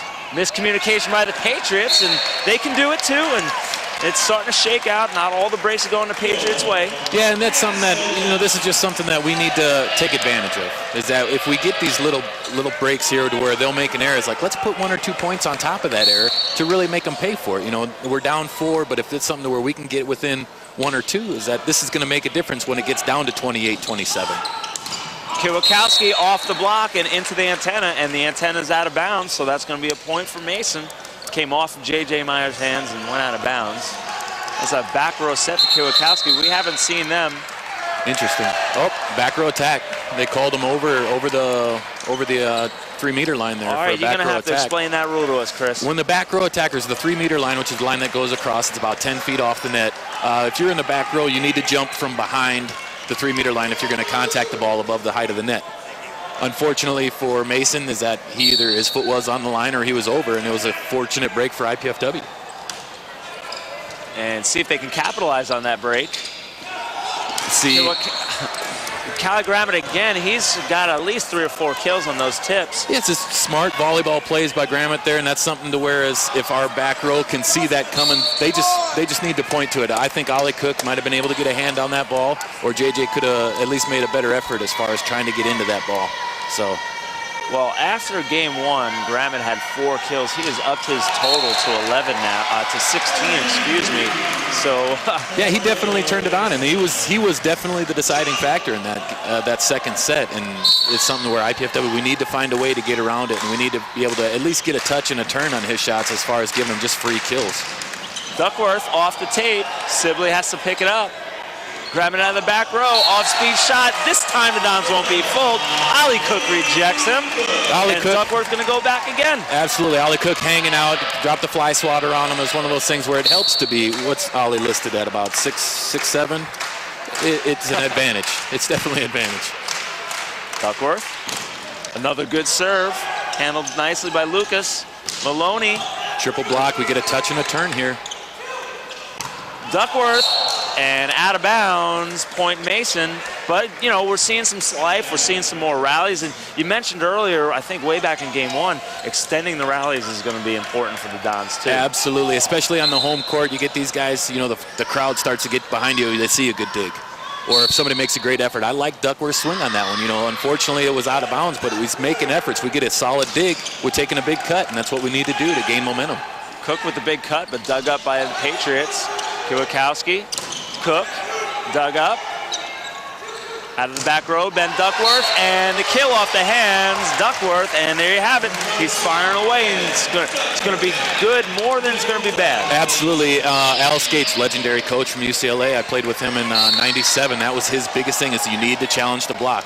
I personally also would rather see a ball get blocked as opposed to us hitting it out of bounds, because you're challenging.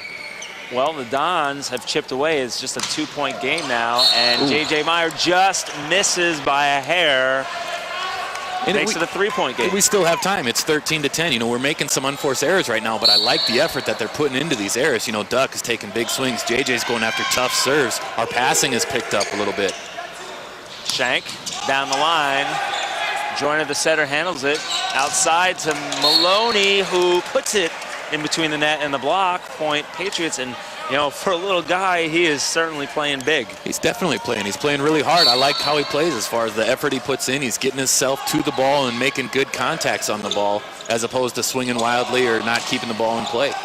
Ollie Cook with the down ball. Hole for Maloney, dug up nicely by Marisi. Now we need to cover up on this block. Shank down the line again. Another dig by Joyner. Nice play. Good effort by the Patriots. Absolutely, great effort for those guys, and that's why they're winning those long points, is that they're definitely putting forth this effort, and that's what we need to see from IPFW, is these long rallies. We need to get guys diving after these balls and getting guys taking cuts up high after these shots, and that's how you gain your confidence. Back to serve Ollie Cook. The Dons have had a lot of success with Ollie Cook serving. See if they can get 1 or 2 here with him. Off-speed serve. McLaughlin handles it. Outside, and a hitting error for Kiwakowski, and things are starting to break the Dons' way now. Absolutely. The harder they work, the luckier they get. Absolutely, and that's the perfect mentality, is the harder we work, the luckier we're going to get, because we're earning our breaks. We're working hard for these shots. Now, we had a well set up block. The only shot the guy had was cross court. Unfortunately, Subway found him. Ollie Cook. Great pass by Lucas. He's going to give a swing to Maloney. Never went. See what the officials say. Yeah. The officials say there was no touch. That is a hitting error on the Patriots. Coach Fred Trout does not agree. And if that'd be something that maybe in between games we can take a replay at that, but I don't think the ball went over. It was a good, well set up block by IPFW. It looked like it went through the net. But this is where IPFW right now, we need to come together. We take these rallies that we can get them and take these points and put something on top of them. And the Dons looking to tie it up. It is 13-14. With this point, they could tie it up, and Ollie Cook has yielded some good serves and good points. The miss is there, though, but that's okay. Again, it's aggressive play, a couple errors, but more points. And we've got our first timeout on the floor. It is 15-13, George Mason, IPFW making a slight comeback. The score is 1-1 in games. It is 15-13 George Mason, and we'll be right back after this as both teams talk it over in the timeout.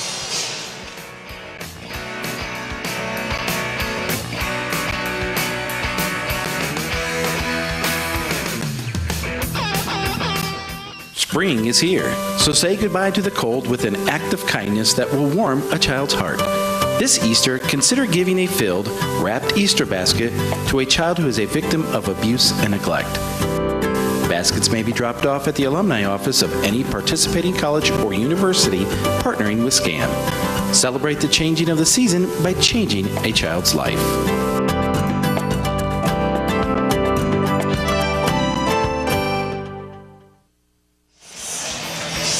Welcome back to the Hilliard Gate Sports Center. I'm Steve Florio, joined with Chris Gislin. And we've got a seesaw battle in Game 3 of this match between the Patriots of George Mason and the IPFW Mastodons.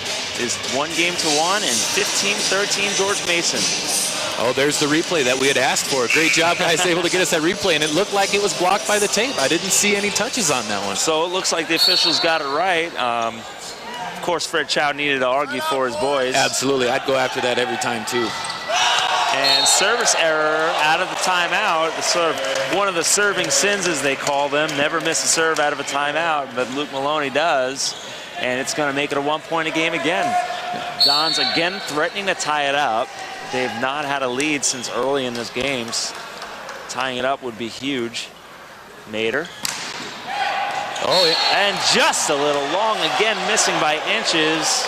Yeah, the fans didn't really care for that one. I didn't have the best angle sitting from over here, but, you know, that's something where we just gave them back another one. You know, we're right there as the game is getting tighter, as it gets down closer to the end of the game. Those are plays that we're going to need to start making. Tough pass by Meyer. Duckworth's going to have to improvise. Smart play. We keep the pressure on them. Grammett hangs and bangs. Point Patriots. And that is his 17th kill of the match. Senior outside hitter from Naperville, Illinois. Playing really well tonight. No doubt he has family in town, I'm sure. Nate Berg takes a good rip, but just again wide. The Dons are missing by inches. And unfortunately, those inches are opening up a lead for the George Mason Patriots. And they reclaim a 4-point lead, 18-14. Short serve by McLaughlin. Tough pass by Marisi. Again, Duckworth has to find something, goes high hands, gets some action on the Patriots side. Off-speed shot, chance. Duckworth, big transition, and puts it between the net and the block. And that is a point earned by Ben Duckworth. Well-earned point. Duck was all the way on the other side of the court on a triple block. Nice dig by Jay Meyer out of the back, and I heard Duck as he was coming out to the hut, set me the ball, set me the ball. He's able to get a good swing, get himself in position to take a nice hard swing. You know, Chris, you mentioned that somebody's going to have to step up and sort of lead this team, and I would say, at least by effort at the very least, is Ben Duckworth right now. Yeah, he's not going down like as far as just accepting what has been given to him. He's really doing everything in his power to try to make himself a better player, making the ball a better play. And that's one of the keys that we need to do as far as having a young team is you always need to better the ball. It doesn't need to be a kill, but you need to get a better the ball. If you get a bad pass, you make a better set. You get a bad set, you keep the ball in play to better it and keep the rally going. Well, J.J. Meyer finds high hands, and as a smaller outside hitter, that's going to have to be his bread and butter tonight. The Patriots have shown that they can block, and the Dons are just going to have to find another way around that block.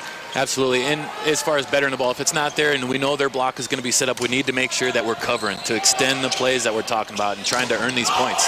That's a great touch right there by Ollie Cook. Unfortunately, we weren't able to turn it, but those are the plays that we need to make. We get a touch on the outside, and, you know, it's 16-20 now we're chasing, but those are the plays that as the match goes on, if we're getting used to making those moves and we're getting used to chasing those balls down, eventually we're going to start winning those points. Well, good news for the Mastodons, at least Kyle Grammett, the big gun, who is red hot right now, goes into the back row. And even better news, he misses his serve. So they're big guns in the back row. He misses his serve. Opportunity for the Dons? Absolutely. We got Duck going back to serve. He's been serving the ball really well for us, knock on wood. And let's be something to where let's get a touch up on top. We'll turn the ball and we keep the pressure on them. This is the time when we need to try to gain back some points while Grammett's out of the system. Joyner, back row. Kielkowski. Off-speed shot. Duckworth out of the back row. Somehow gets it over the net on the low set. Pinball up in the rafters. It's going to be a free ball Dons. Will it be Cook? Will it be Meyer? Who's it going to be? It's going to be Shank out of the back row. Great choice. Everybody in the gym was camped out on Ollie in the middle, and he just pushed it right over the top of him. A really good choice by Mater there. Oh, a very crafty choice for a freshman setter, wouldn't you say? Absolutely. Well, you got Shank calling for it. You know, Shank is your guy right now as far as keeping everybody going and under control. So it was a good choice, a good play. and we were able to capitalize. And little space between the net and the block, and it is found by the Patriots. But again, the Dons fight back, bring it within 3, and are telling the Patriots, you're going to have to work hard if you're going to win this game. Absolutely, and that's something that, you know, we're talking about earning points, and that's something that we are actually making them do now, as opposed to before, where we were just giving them hitting error after hitting error. And a big swing by Duckworth results in a very high dig that caroms off the light and is unplayable by the Patriots.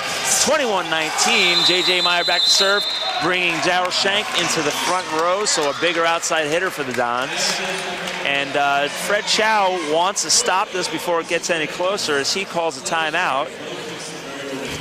It is 21-19. We're all tied up. We're all tied up at 1-1.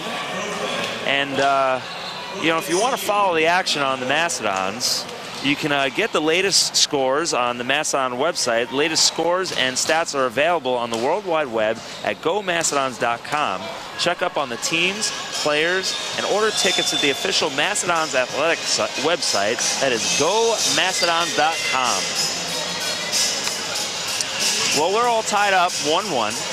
It is, this is a George Mason timeout. Good. What do you think about this timeout by Fred Chow, Chris? I think it was a good choice by Fred as far as the momentum that was coming to IPFW. As you can see here, Mater makes a good choice, just setting the ball high outside, and we were able to fight it through the block. And I think the key to that play was, as they took it away from us, is that Marici came in, stepped in. There was no doubt that he was going to play the first ball. And there is no doubt that he was going to get a good pass to Mater to where we can make us an easy play. Yeah, and that play completely had the block fooled, too. Absolutely, and that's one of those things where if we can handle the ball coming to us and we can take care of our side of the court, there's no reason why we shouldn't be winning these longer plays. Well, the Dons seem to have some momentum right now. See if that timeout by Fred Chow did anything to stop it. We'll see right here. J.J. Meyer gets ready to go, just taking his time, and here he goes. Safe jump serve, doesn't want to miss. And off-speed shot missed by Maloney, and we've got a one-point game again, and the Dons hold on to that momentum. Fred Chow's timeout is not enough to stop it. You know, and Mason had a great pass there, a great choice by the setter, putting it out. He was a one-on-one, and unfortunately for them, that Maloney wasn't able to come up with it. Meyer puts the steam on it this time and can't come up with the dig, though, as McLaughlin picks up a kill for the Patriots and cracks open a 2-point lead, but the Dons are pushing. Yeah, we'll get a good, if we can take care of our side here, get a good pass, we keep Ollie in it, and then we also got Duckworth on the pin, or on the blue ball back on the backside.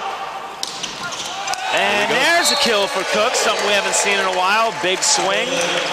Ollie Cook gets into the double digits as he picks up his 10th kill of the match. He's hitting .529 on the night, so he's getting the job done. Absolutely. The Dons need to keep that ball control up so they can keep feeding them. Absolutely, and it's very telling when IPFW has a good pass that we're going to be in tempo and Mater's doing a good job of distributing the ball.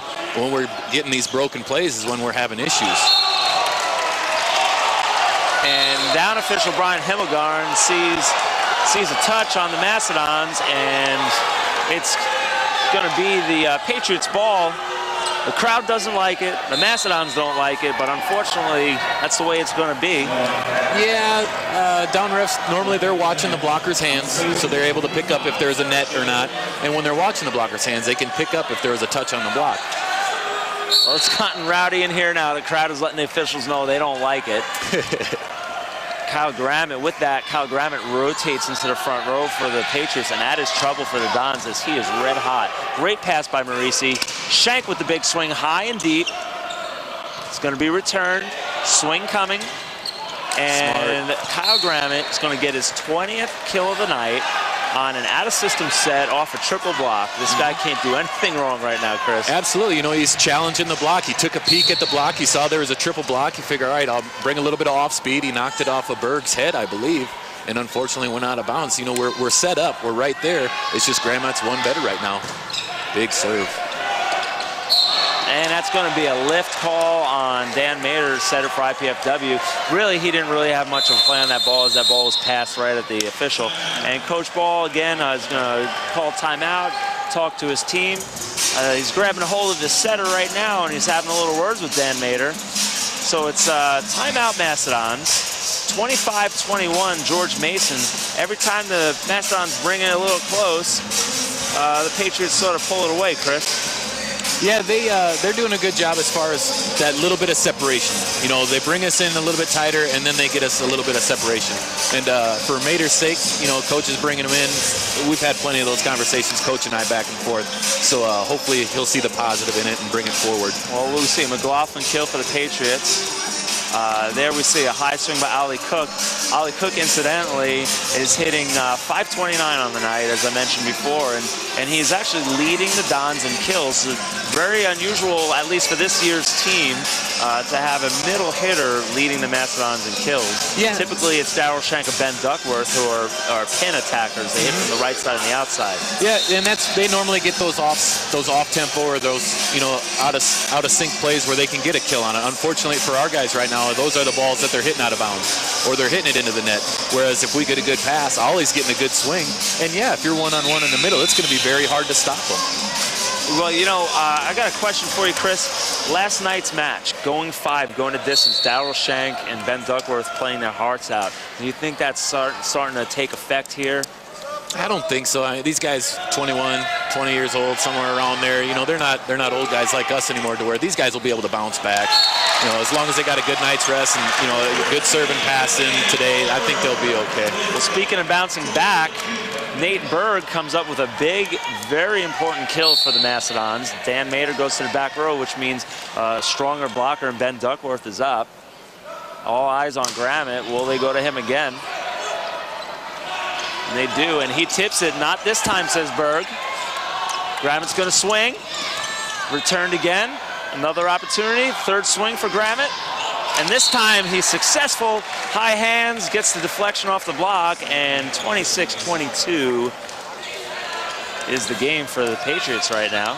Yeah, good choices out of Grammett there. You know, he brought it once, we got a good dig, got a soft block, brought it out to him again. It was offset. He's deciding he's just going to keep the ball in play, challenge the block. So, big swing by Shank there. Yep. Return, it's going to be returned, maybe free ball, chance Mastodons. Berg is up, it's going to go to Shank. Shank gets a piece of the hands, and he gets the kill. Still time left for the Mastodons as they make the score 23-26, and a good server in Darryl Shank going back. Great pass by Marici on the free ball, froze the middle. Sibley, he was frozen on that play. Shank's on it. It was Shank on the backside one-on-one, or Duckworth on the backside one-on-one, and we got the kill. Grammett lurking still in the front row for the Patriots. Kielkowski. It's going to be Grammett, and he's going to miss just wide, and that's a lucky break for the Dons, as he has hardly missed tonight. That is only his 5th error of the evening. Yeah, considering the guy's probably had about 70 swings. 5th error is not too bad. I would like to see Marici on the outside defense working back into the court as opposed to fouling that ball out of bounds. Good pass, and Sibley, who we haven't heard from much, gets a really important kill. I mean, the Patriots have been leaning on Grammett, and all of a sudden Sibley, who's been quiet, gets the ball and does something good with it. Good choice by Mason there. The best part about that was that we had both Marici and Shank making a move towards that ball. You know, and that's the big thing, is as far as still going after balls and not giving up on plays, that, you know, what happens if we do get that touch and we are able to keep the ball on them, is that we will start to win these long points. Plisky with the good pass. And huge swing by Ben Duckworth. He's got a knack for it. When the team needs it, he usually can get it, and he does there. I like how Duck's bringing heat at the end of these sets. Is that he's not going down, he's not trying to tip or be safe. Is that he's going after the ball, swinging hard, challenging the block, and that's the mentality that you need to have these come from behind games here. And in comes Marcus Dos Santos. We got a very good defensive back row right now with Plitschke and Santos back there. Hopefully we can take advantage and get a touch up on top on the defensive end. And there's a tape shot by Santos. And Grammett scores yet again with that tip. And you heard the IPFW bench calling out tip. I mean, everyone knows it's coming now. But why should Grammett stop doing it if it's going to keep working, right? He's making great choices, and unfortunately, you know, we have yet to pick it up. It's 28-25 in the 3rd set, and we haven't picked up the soft underbelly for what they're doing here. Again, though, good news. Grammett in the back row, and the Dons did make a run when he was in the back row last time, so here comes his serve. High toss.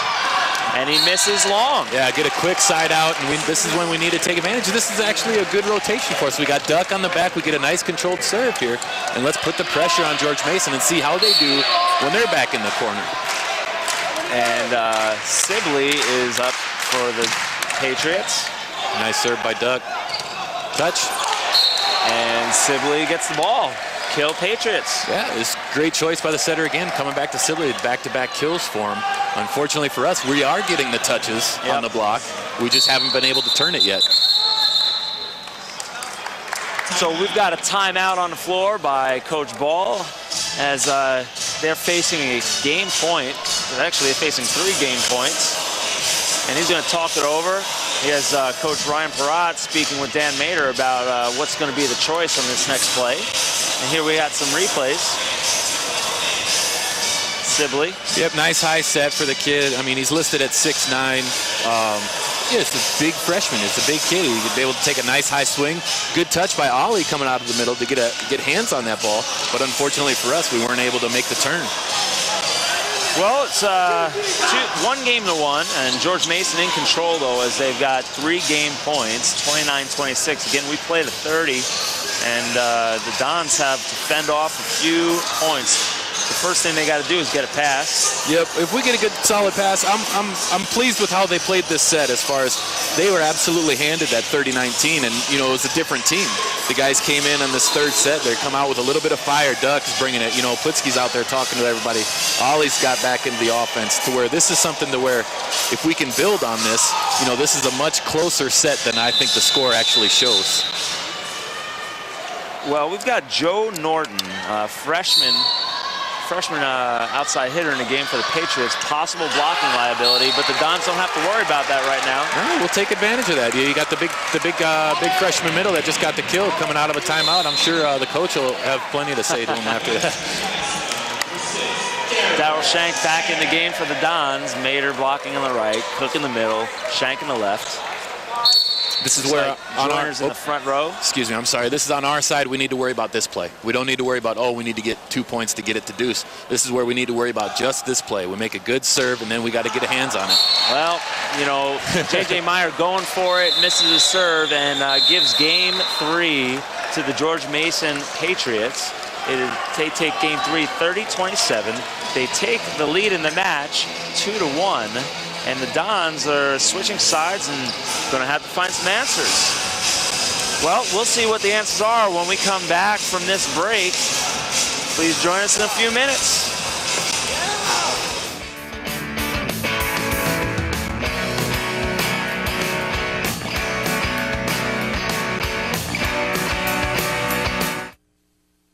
Excellence lives here in northeastern Indiana. It's reflected in more than 200 nationally recognized degrees. It drives our Division I sports. It's alive in our campus life. Excellence has a name, IPFW. Around our campus, around the country, around the world. Excellence lives here. Indiana University, Purdue University, Fort Wayne. One university, 2 great names. Science, culture, and society. How do each influence the other? Can one survive without the other two? What can we learn from each of them? On the next edition of Words of Change, we'll discuss what happens when science and nature collide, how culture influences society, and how society affects both areas. Join me, Bill McKinney. And me, Daisha Charlesworth, as we bring you Words of Change, a look into the Remnant Trust at IPFW, Sunday evenings at 5:30 on CATV. You're not going out dressed like that. New opinions are always suspected and usually opposed, without any other reason but because they are not already common. So just chill, Mom. Citing John Locke is not going to get you out of this one. Looks like somebody knows where history is happening. The Remnant Trust at IPFW, an exploration into the key ideas that have shaped the world we live in. Meet historical characters, attend lectures, films, and an exhibit of key books and writings. Find out more by logging on to remnanttrust.ipfw.edu. Welcome back to the Tailgate Sports Center. I'm Steve Florio, and I'm joined with Chris Kissler, and we've got some Mastodons volleyball action for you. The Mastodons are taking on the Patriots of George Mason, and although the Mastodons are fighting really hard, they find themselves down 2-1. is best out of 5 here, so the George Mason Patriots have an advantage, being up 2-1. They take this game and they win the match. Mastodons got to win too. And like I said, I'm joined with Chris Gislin, former standout player for the Mastodons. And Chris, he's looking over the stats. Chris, what do you got for us as far as statistics go? I think the biggest difference right now is, as I'm looking at these stats, is the digs. Right now, George Mason has outdug us by 7 digs, 37-30. And it might not really show as far as that kind of statistic, but as we've been talking about how you extend the play and how you keep the pressure on the other team. And while they're digging these balls, that extends their play, and they're keeping the ball on our guys, and unfortunately, we are not able to make these turns to where we get these kills off of our digs. You know, in game 1, you pointed out that the digs, in game 1, you pointed out the digs were the reason the Dons won, so it's interesting now that you come back to that and see they're not digging as much and look at the results. So go ahead, Chris, what do we got on the screen here? The big one, obviously, is the kills, and I think the hitting percentage right underneath it kind of shows is that we're not getting the kills out of our swings. What's happened is we're getting dug or we're making hitting errors, which by our 137 is we're making the hitting errors, and you're not going to be able to have a good night. I mean, if we're getting out dug and we're getting out by hitting percentage, the only thing that we are leading is blocks, and unfortunately that's only by 2. Well, Daryl Shank back to serve. Looks like Coach Ball's rolled the lineup a little bit here. Last time around this way, Nate Berg was the first server, so we've got a roll in the rotations. Lucas with the pass, great pass, and Joyner able to find his middle hitter, McLaughlin, and that's gonna start the match, 1-0. Start the game, excuse me. And Joe Norton, who came in last game as a sub and stayed in, is gonna stay in the match for Maloney. And he's back to serve. Spins it. Big serve. Good pass. It's going to give an opportunity for the Dons. Duckworth tries to force it through, and this time wins the fight at the net between he and Big McLaughlin there. And that's a play that hopefully IPFW will rally around. You know, I see Duck standing there by himself right now. Is that something that we got to bring some fire with that? You know, if I'm going up and I'm swinging as hard as I can into McLaughlin, who's one of their big stud middles, man, I want to celebrate that with my teammates, and we're really going to try to make an effort of it so everybody sees the effort that we're putting one on. And a big tool shot by Grammett, as he has not slowed down one bit. And he's doing it all, tooling, tipping, getting clean kills. He's just really being exactly what a senior needs to be in a team. Is the leader and the go-to guy. He's definitely being the rock right now for Mason. When they need something, they're getting the ball to him, and he's putting it forth for them. So J.J. Meyer, big cut, one down the line. And that's going to be played out of bounds by Kyle Grammett, and a point for the Mastodons. It's good to see Jay on the outside taking a heavy swing down the line. And that's something that we need to rally around. It's something that we got to get these guys going and get the momentum behind them. And it starts, I think, with Marici saying that we need to celebrate these big points that we're getting. Good serve. And Mader, the setter, puts the overpass back, chased down, but couldn't be brought back by the Patriots. And that's a good, the Dons need more quick points like that. And absolutely. So good serve, good overpass. Big overpass, and this is something that we need to build on. And I'd really like to see a little bit of fire come out of these guys as far as celebrating these points and letting Mason know, whether it's, you know, through vocal or through making plays, that we're not getting out of this match yet. Sibley returned. Swinging is Kwiatkowski, and he gets the soft touch and the sharp angle deflection and a point for the Patriots. But good fight by both teams right now. Both teams still feel they can. They got a good grip on this match, and they're going to fight as hard as they can for it. Making good defensive moves out of IPFW early here, getting a lot of touches on blocks. Unfortunately, they're not falling our way, but we're at least making those moves. Ollie Cook buries one into the net, and that's a rare hitting error we've seen from Ollie Cook. It's probably just a bit of a low set there, huh, Chris? Low set. It's kind of his hand was forced on that one as his only real shot, unless he really wanted to mix it up. And then as far as trying to throw a tip over the block, but it would have been as probably least effective. Meyer, tough pass. Deep cross-court shot by Duckworth. There comes Grammett. High hands covered. Joyner looking, finds Grammett again. Grammett sharp angle around the double block, and he gets the kill off the digger. Yeah, and that's a little bit of difference between what Mason has right now and what we have, is that it was a busted play. You know, Grammett was going in for a quick go on the pin, and he ended up getting a high ball or a hut set, and he kept the ball on us, and he got a kill out of the deal. And Kielkowski gives the ball right back to the Dons, though. Going back to service, J.J. Meyer. Again, when J.J. Meyer goes back row, that puts Daryl Shank in the front row, and Shank is certainly one of the go-to guys for the Dons. So here's a chance maybe they can tie it up and then crack open a lead. Yeah, I'd like to see Shank get a little bit more involved on the offense. I see him making a lot of good moves defensively, but I'd really like to see if Mater can get him involved to give Ollie a little bit of break. Oh, along with his offense, though, he brings a big block, and he gets one there for the Dons. It's all tied up, 5-5. And that's maybe the plays that we need to start seeing out of Shank, or we need to start seeing out of the Dons, is all of a sudden, let's build on these. And it's something that, you know, we got to come together as a group and a whole, and let's really start to let Mason know that we're not going to bend over for him here. Kyle Grammett, single block by Mater, returned. Grammett again, tip. The tip we've seen so many times, covered up. Nice. And a big swing off the block by Daryl Shank. Huge play for the Dons. Really important rally.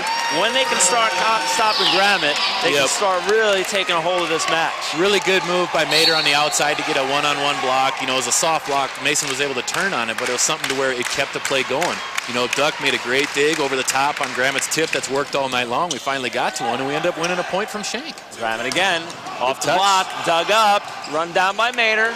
Shank, out-of-system swing off the tape, and it bounces out of bounds. Again, another extended rally, making Mason earn their points, so to speak, even though that was an unforced error. Well, they knew that they needed to be in position. You know, we chased it down. Shank was on a nice high set on the outside to where they did have a double block set up, but they knew that he was going to take a cut, and that keeps him on the toes. So a big gun for the Patriots, rotates back row. Joe Norton in for the front row, freshman. Shank out of system, high hands, dug up. Back row to Kielkowski, goes for the tip, and Daryl Shank showing a little fire, a little attitude through the net even. Thank you, Shank. That's all I've been looking for, a little bit, you know, and then granted, it's not the most polite thing to do, is to talk through the net, but you know what, when the guy's tipping the ball, and you're able to out-hang him, and you throw it back in his face, that's what he needs to hear. And you gotta come what the Dons need right now, wouldn't you say? They need a little more edge. Absolutely. And Shank trying to find it and gets the big block. Yeah, bring some fire for us, Shank. That's what we need to hear. Oh, but Sibley simmers it down with a nice kill up on time. Big swing by the freshman middle. It's good play by Mason to come back and try to simmer us down. You know, I'd like to see, let's make sure we get a good pass and we can freeze their middle. And whether we go with Berg or we get it out to Shank, who seems to have a little bit of fire now with them. Mater having to handle the tight pass. It's going to be blocked. It's going to be another chance for the Dons. Great. Shank fires it through the triple block. Great play. Great. I think it was Marici that maybe dug up that ball off of Mater's little soft tip that we talked about earlier in the match. I'd really like to see him go up there and, you know, throw it up to mom and dad in the stands. Let's wipe it off the block or get, you know, an aggressive play on it rather than just trying to do almost like a finger roll behind his head. But great shot by Shank, you know, bringing some heat outside. Mater flip a serve. McLaughlin again up on time. Nice pass, big kill. And in the Patriots, we got ourselves a little fight right here. Yeah, it's turning into a good little battle here. Is, you know, when Mason gets a good pass, they're set in the middle, and they've been completing it for us. Now we've been able to get a couple of touches and being able to get the ball to the outside, and we're taking some really good swings. Shank, high swing. Grammett with the dig. Grammett out of the back row. Goes high and deep, but just misses. Maybe a little bit of force out of the Mason setter there as far as trying to get it back to Grammett when he could have very easily taken the ball with his hands, threw it out here, out to the pin on Kielkowski. I wonder, he's got Joe Norton on the outside. It's a freshman who hasn't really hardly played this match, and you wonder, is he relying on Grammett? Is he afraid to go to Norton? Yeah, I would agree with that. You know, as far as, you know, Grammett obviously has been their guy. The guy's got about 100 kills this match on about 15 swings, so he's making it happen for him. Well, Jordan's not going to have to make that decision anymore as Norton goes in the back row. Grammett comes back to the front row, and it's all tied up, 9-9. Nice. Long serve and out. Point Mastodons. First to 10 are the Mastodons. Ollie Cook comes back in the front row. He's been the kill leader for the Dons. See if he can tack on some more. I like the effort. You know, I like the fire. Ollie coming in off the bench, trying to rally up the troops here to say, guys, come on, now let's get a little bit of something going here so we can There is that tip again by Grammett. He just takes such a big approach, draws that arm back, and tips it. Smart plays. Hopefully, you know, it's 10-10. We got one of them so far. I think we've gotten one dig off of that little soft shot, but you know, maybe he's luring us in, and then all of a sudden we start to cheat up, and he lets one loose. So yeah, he's doing a good job of mixing up, keeping us on our toes. Nothing soft about that, but just wide is Ben Duckworth. And you know that tip, Chris, you mentioned baseball before, talking about batting average and hitting percentage. That tip is sort of like an off-speed pitch versus the fastball, you know, buckle the knees of that batter. So absolutely, that's the same concept. It's working quite well right now. Mater finds Ali Cook with the big kill. It was good aggressive play by Mater on that one. It was a tight pass. You see him going up there. It's just like, all right, is he going to try his little backhanded dump here? And he went after it and really got to Ali up there. A nice, strong play, a good effort. Duckworth, been a good server for the Dons. Not this time around as he serves into the net, gives the lead back. Seesaw battle indeed here. Kiewakowski back to serve. Ali Cook in the front row, J.J. Meyer in the front row. It's going to be a back row set to Duckworth, who squeezes it through the block off the tape and off the digger's arms, but ties it up. Yep, good play. They had the middle of froze a little bit with a good pass there, and Ollie's been playing really well for us, where, you know, Duck had two blockers, but it was a seam in between the block. He was able to find it. Kiewakowski coming out, looks like a defensive substitute possibly, as Ben Nichols, redshirt junior, comes in. J.J. Meyer spins the jump serve. Good pass. And tries to center attack. It's going to be good. No block on that. Nice. And big kill by Shank.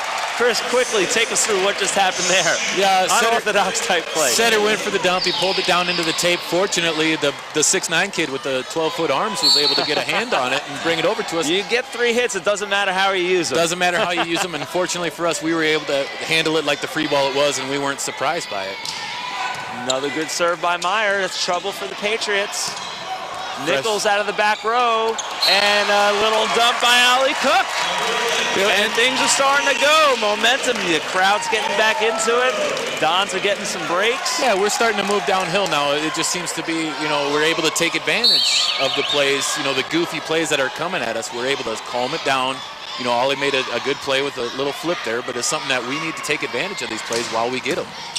That's a good pass by Grammett, and he's going to be swinging and out of bounds. Boy, did he have some momentum going into that approach. Yeah, but speaking of momentum, that gives the Dons a 3-point lead. It's 15-12. We've got a timeout, an official's timeout on the floor. And we've got a great match on our hands. The Dons looking like they have a lot of life, can take this game. It's 2-1 George Mason, but the Dons have the lead in game 4, 15-12. And we're going to be right back after this, see if the Dons can keep it going.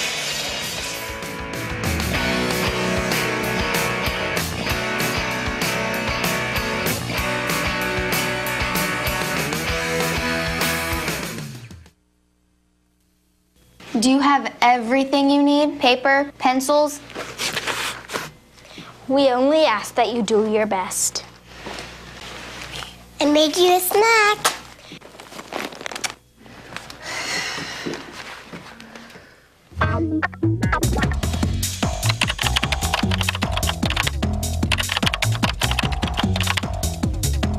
Indiana University, Purdue University, Fort Wayne.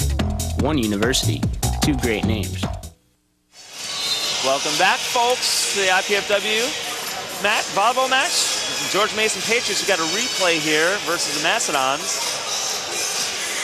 And that was that wild play, Chris. And now here we got the last play right before the timeout. And there's the hitting error by Grammett. So yeah, swinging high, unfortunately, just couldn't get on top of that ball. You know, it was a good break for IPFW, but it started with a tough serve. Grammett, 25 kills on the night. That error is a really important one as it gives the Dons a 3-point lead.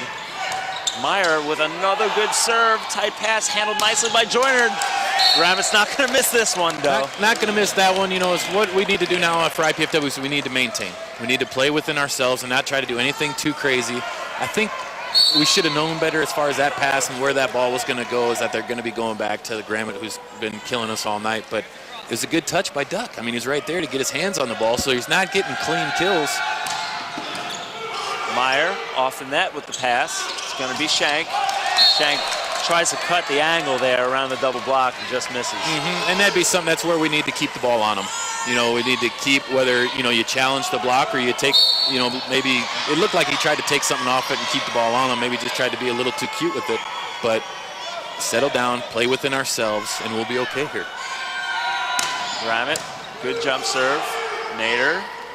Cook with the soft shot, covered by the setter. Nice. And put back by Cook.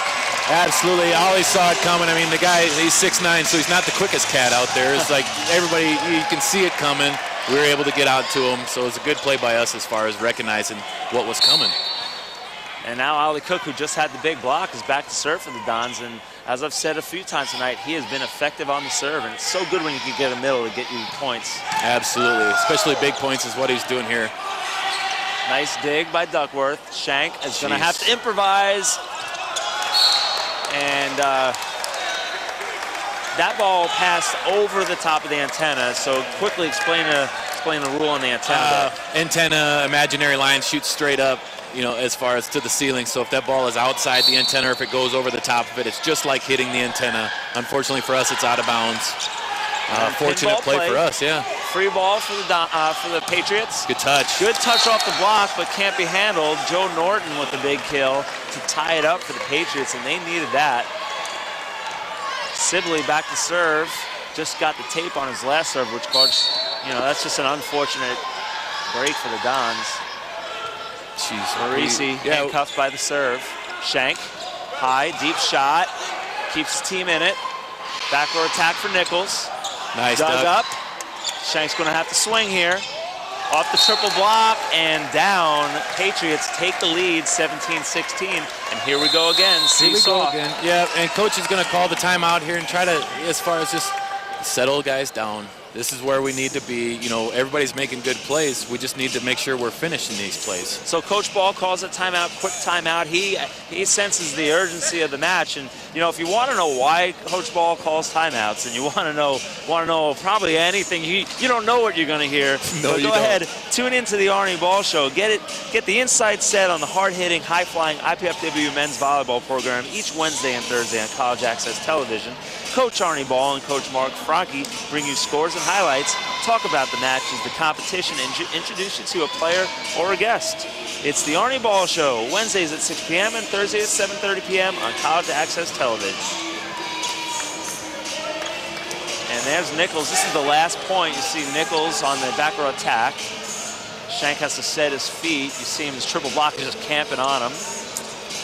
And block straight down. What can you do about that, Chris? You really can't do much as far as Shank is. He's challenging the block. He's trying to get after where you can get a soft touch that might funnel down the belly or something like that. And it was a soft block out of there, McLaughlin. I mean, it wasn't like it was a kaboom block to where it was down before Shank was. It was a soft play.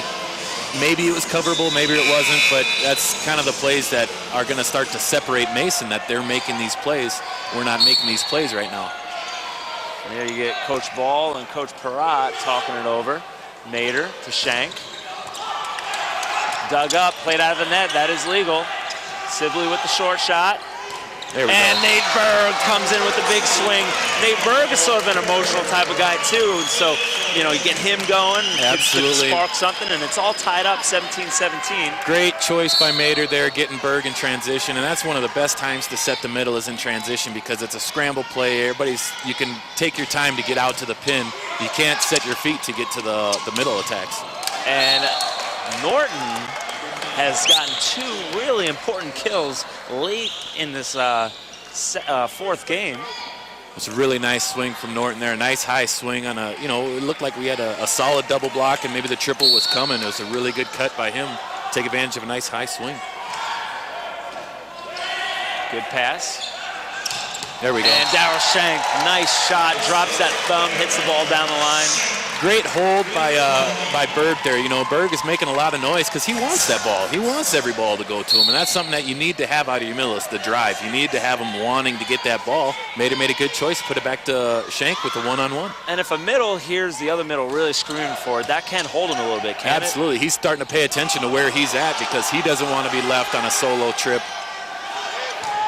Meyer down the line, but out of bounds. The Dons got a break there and didn't cash in on it as there was a miscommunication between the setter and the middle for the Patriots. Yeah, those are the opportunities that we're going to need to take advantage of. Now we do have a little bit of time where we're chasing 19-18. They're out one, but it's getting to be the time where we need to put the pressure on George Mason to make them make these plays. Marisi, great pass. Nate Berg come firing through. Dug up, and we're going to have a ball handling error called on, looks like it was called on Nichols after Joyner made the dig. Yeah, it's a good call. You know, it's unfortunate the way that it works out for Mason. They got a good dig. It just unfortunately that they didn't get the hands on it, but now we need to put something with it here. We got Berg back here. We'll keep a serve on him. We get a good touch by Ollie Cook, hopefully a couple blocks. Grammett. There's that tip. And Duckworth sort of reaches and punches at it. It's really obviously starting to frustrate the Dons as they're trying anything to defend it. You know, and that was a frustrating play because, you know, Duck reached back because that's what they've had to, that's what they haven't been able to do. But we had two guys. Ollie Cook didn't jump on the block. He maybe saw it coming. Mater was right underneath him to where he was able to pick that ball up. You know, but I'd rather see three guys after the ball than two guys just standing and watching. Mater with a nice cover. J.J. Meyer's going to have to go up against the triple, and that's just too much of a mismatch. Yeah, you got the couple big guys sitting out there waiting for him, and it's a high ball, and it was kind of a tight set, almost a suicide swing for J.J.'s, where you know you got to aim that ball to the track and pray. Yeah. Well, 21-19, a little bit of a lead. Good shot. And Duckworth shrinks it back to a one-point game.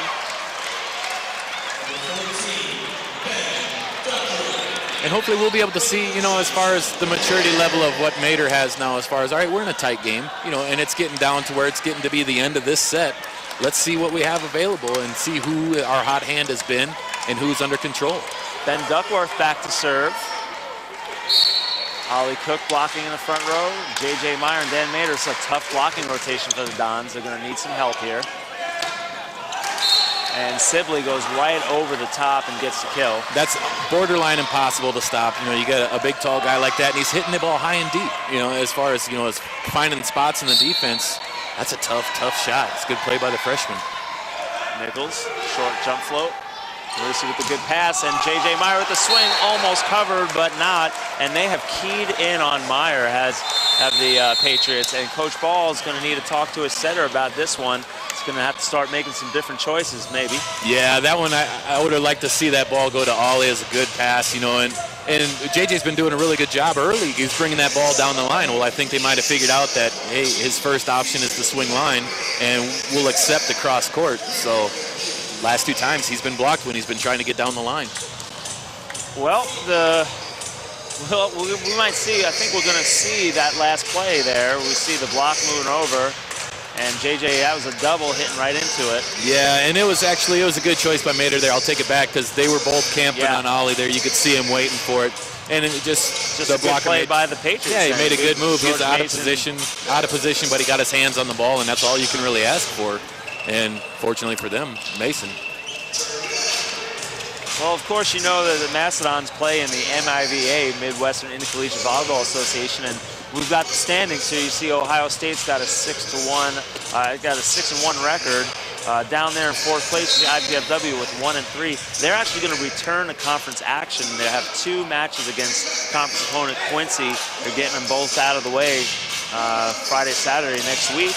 So they could turn that to a 3-3 record, and they could be right in the hunt. And Coach Ball, of course, gets his team. You know, that record is not indicative of what they're capable of in the playoffs. Absolutely, you beat me to the punch there, because what happens during the regular season is great for seeding, and you might get a home seed or you might get a home match. But it seems to be always the case. We had that run of we're going to the Final Fours, is that we weren't too strong out of the gates, but towards the end of the season, somehow we find a way. So there we see the repeat setting. I don't know if it was by choice or if it was by necessity, but again, J.J. Meyer once again blocked. He's really having trouble finding it. And it might be, and I don't know how Phil's looking on the bench there as far as, if we can, and that's unfortunate that it was out of bounds. It was a good cut, but, maybe we need to get that size back out on that pin to where they've figured JJ out. Some big blocks by the George Mason Patriots and then forcing the hitters to try and really find, really nick the corners and stuff is resulting in some hitting errors.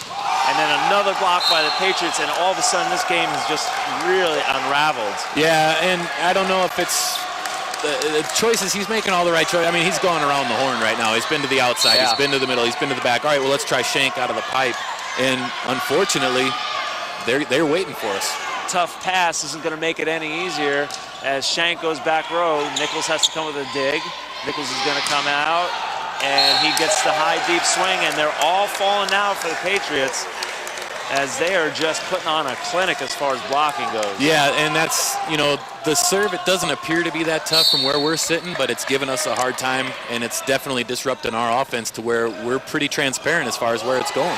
That is a jump float serve. The thing is moving at quite a pace, and the float serve tends to knuckle. Yep. A lot like a knuckleball in baseball, so sometimes that ball, you think you have a beat on, and all of a sudden it changes direction real fast. Yeah, the guy's putting a tough serve on us, so maybe I wasn't giving him enough credit out of the gates there.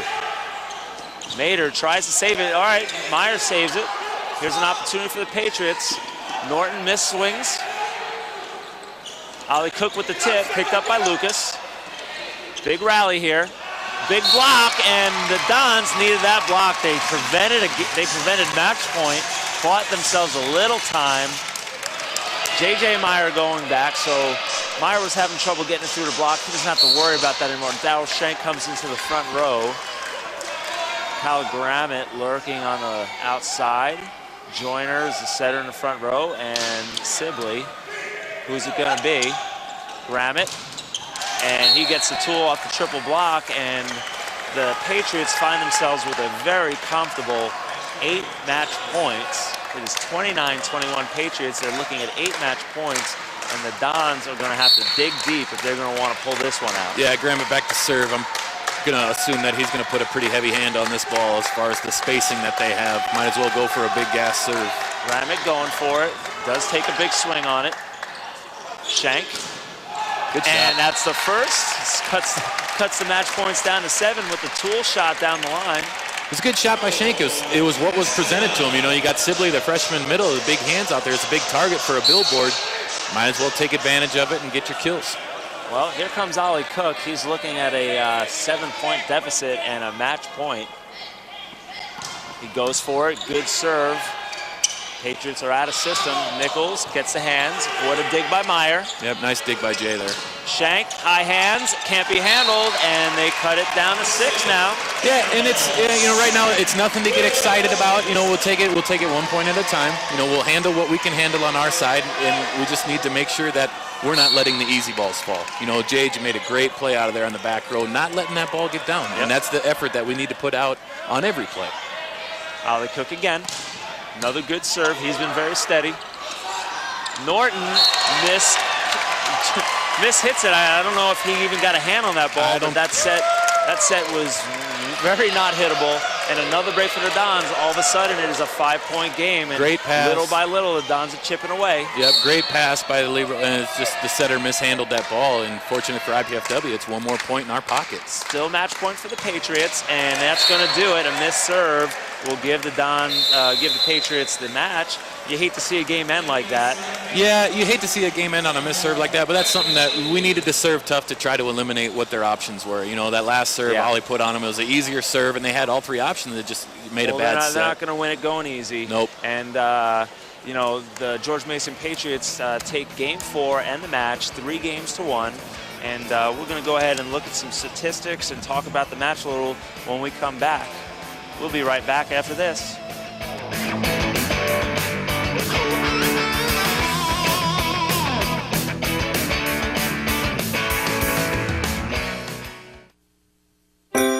Life is good, but with a master's degree from IPFW, it could be even better. You could land a promotion, earn more money, become a leader in your field, and IPFW makes it easy. with affordable tuition, night and weekend classes, and more than 20 graduate programs from business to education to public affairs and more. Become the master of your future. Indiana University, Purdue University, Fort Wayne, your graduate university. Spring is here, so say goodbye to the cold with an act of kindness that will warm a child's heart. This Easter, consider giving a filled, wrapped Easter basket to a child who is a victim of abuse and neglect. Baskets may be dropped off at the alumni office of any participating college or university partnering with SCAN. Celebrate the changing of the season by changing a child's life.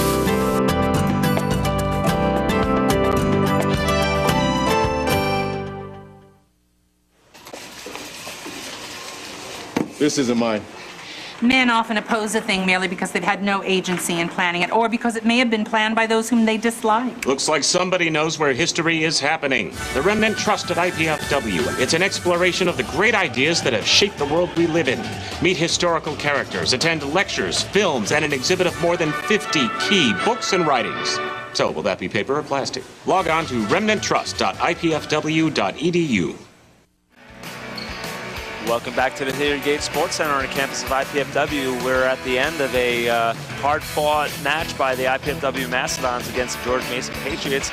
George Mason taking the match 3-1 as they drop game 1 and then go ahead and take games 2, 3, and 4 and win the match. I'm Steve Florio. I'm joined with Chris Gislin. And Chris, you know, having just sat through that match, what do you think the keys to winning that match were for George Mason? What did they do to make that match theirs? They definitely stepped up their serving. It was a much more aggressive serving. Okay. And starting from the second game on, or second set on, they kept the ball in play. And we've been talking about it, extending plays the entire match and going to less errors. And that's something that they actually were able to do, and IPFW wasn't able to do so. Yeah, well, you know, the Mastodons with that loss go to 10-10. This has been a long weekend for them. Last night they played Rutgers and did win, but it was a hard-fought match in 5. And then they go ahead and they play George Mason. They have to give it their all, and it's not quite enough as Mason improves to 10-11. And we've got some replays here. Let's go ahead, Chris, talk us through these replays, please. That first one with Berg coming out of the middle, that was something that we went to a lot. We actually went to the middle a lot in that first set, and we were very successful with it. And maybe it was because Mason was serving a little bit less aggressive that we were able to take advantage of it, and we ended up going away from it. Just extending the play, you know, Marici made a really good play as far as chasing down that dig, and then Schenk was able to find a seam. And those are the type of plays that we need to win these close matches. McLaughlin there on the kill, and you see McLaughlin go up and not get the set. There's that tip that really scored so much for Kyle Grammett. Scored a lot of points for Grammett, and unfortunately we weren't able to come up with a way to stop it. You know, towards the end we finally figured out that, hey, this guy's doing it, we can get behind it. And unfortunately Mason seemed to get the bounces on that replay there. You know, we made a good chisel off the outside block, but it happened to find us. And there's a nice play by J.J. Meyer there. This is a point the Dons won. I remember this one as a good high swing as they were fighting back, fending off those game points, match points. And that's what you need to do. That's how you win matches. Oh, there was that fan that guy completely he missed on. But those are the plays that will separate, and those are the plays that will determine who's going to win the matches and who's going to win these long points, is because they make a dig and they get a nice high swing out on the outside, and the guy takes advantage. You know, Grammett had how many off-speed shots or how many chisels? Oh, yeah. You know, he very rarely had a clean kill. And that's one of those things where ugly points, but they're still points, and it was enough to separate and get them the win tonight. Well, speaking of Grammett finishes the night with 28 kills on 52 swings for a .385 hitting percentage, and he found those kills in all sorts of ways, you know, tips, line shots, tools. He really had a great match. It was really a classic performance by Grammett. He had to work really hard for a lot of those kills. Right behind him was Ryan Kiwakowski with 10 kills. Leading the way for the Dons was Ben Duckworth with 12 kills, Ollie Cook with 12 kills, and Darryl Schenk with 10. On the screen now, Chris, we've got some stats. Can you go walk us through these? And these sort of will indicate why Mason won and why the Mastodons lost. Well, the hitting percentage is big, and the digs were actually, those digs are the same as what they were in the fourth game, but I think to separate them, yeah, George Mason had 48 digs total for the match, and we had 39. So I mean, the digs we balanced it out as far as we had the same amount of digs on the end of it. IPFW was leading in blocks the entire match, and then here at the end, Mason ended up having 14 blocks compared to our 13 blocks. And, you know, when Mason got those blocks, they got them in bunches. And so perhaps that's something that, you know, Dan Mader can take away from this is, you know, after one block, try and not let it become 2 and 3. Yeah, and that's one thing as far as we say you stop the bleeding, or is one of those things where we need to get a controlled side out. And unfortunately, you know, whether the pass wasn't there and we were forced to go out to the pin, or we were forced to put it to shank on the pipe, and they happened to have people waiting there. So it became pretty transparent, but it became transparent because our passing wasn't as solid as what it was in the first game. Well, again, it is 3 games to 1 in favor of the George Mason Patriots. A very hard-fought match. Although the George Mason Patriots do take it 3 games to 1, we're going to be back to wrap this up in just a few moments, so please stay tuned.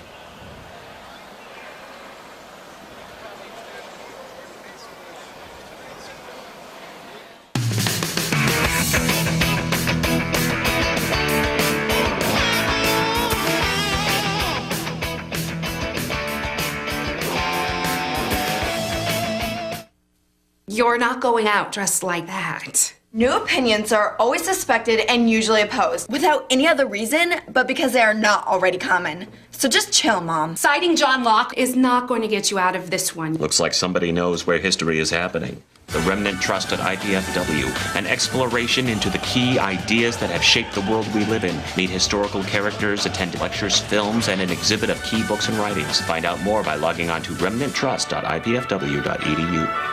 Spring is here, so say goodbye to the cold with an act of kindness that will warm a child's heart.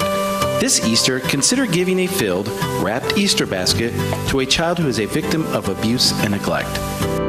Baskets may be dropped off at the alumni office of any participating college or university partnering with SCAN. Celebrate the changing of the season by changing a child's life.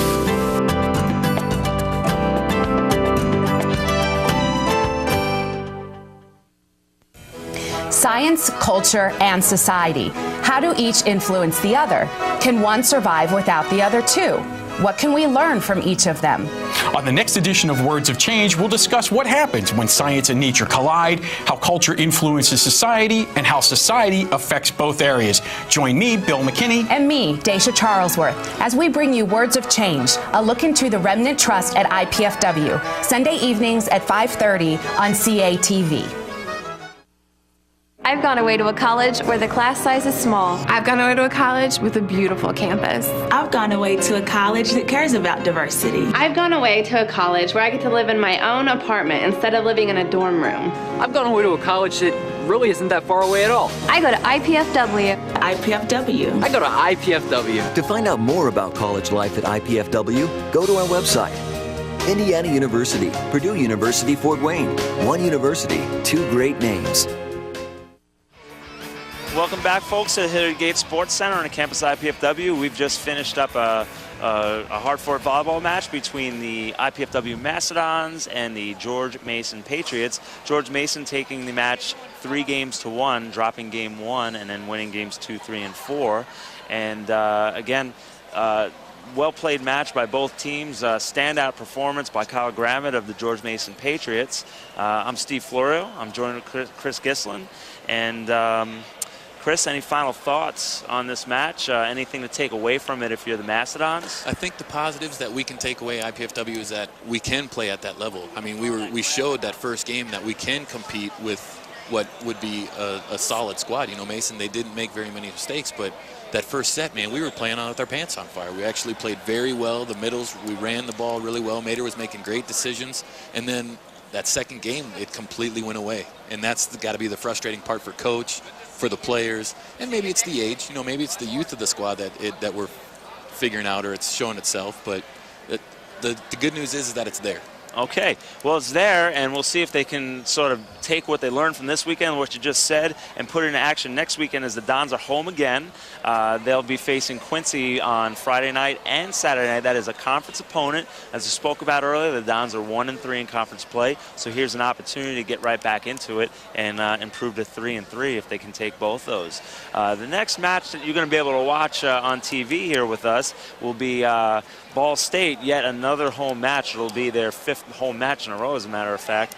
And they'll be taking on the Ball State Cardinals on Saturday, April 11th at 7 p.m. And you can catch all the access right here on College Access Television. And, well, Chris, it was really nice working with you. It was cool. Yeah, a lot of fun. Unfortunately, Dons couldn't come out on top, but we saw a lot of good volleyball, and there'll be more yet to come as they, again, will be back in action on the 11th against the Cardinals. So thanks for joining us tonight, and take care. George Mason Patriots take the match 3-1.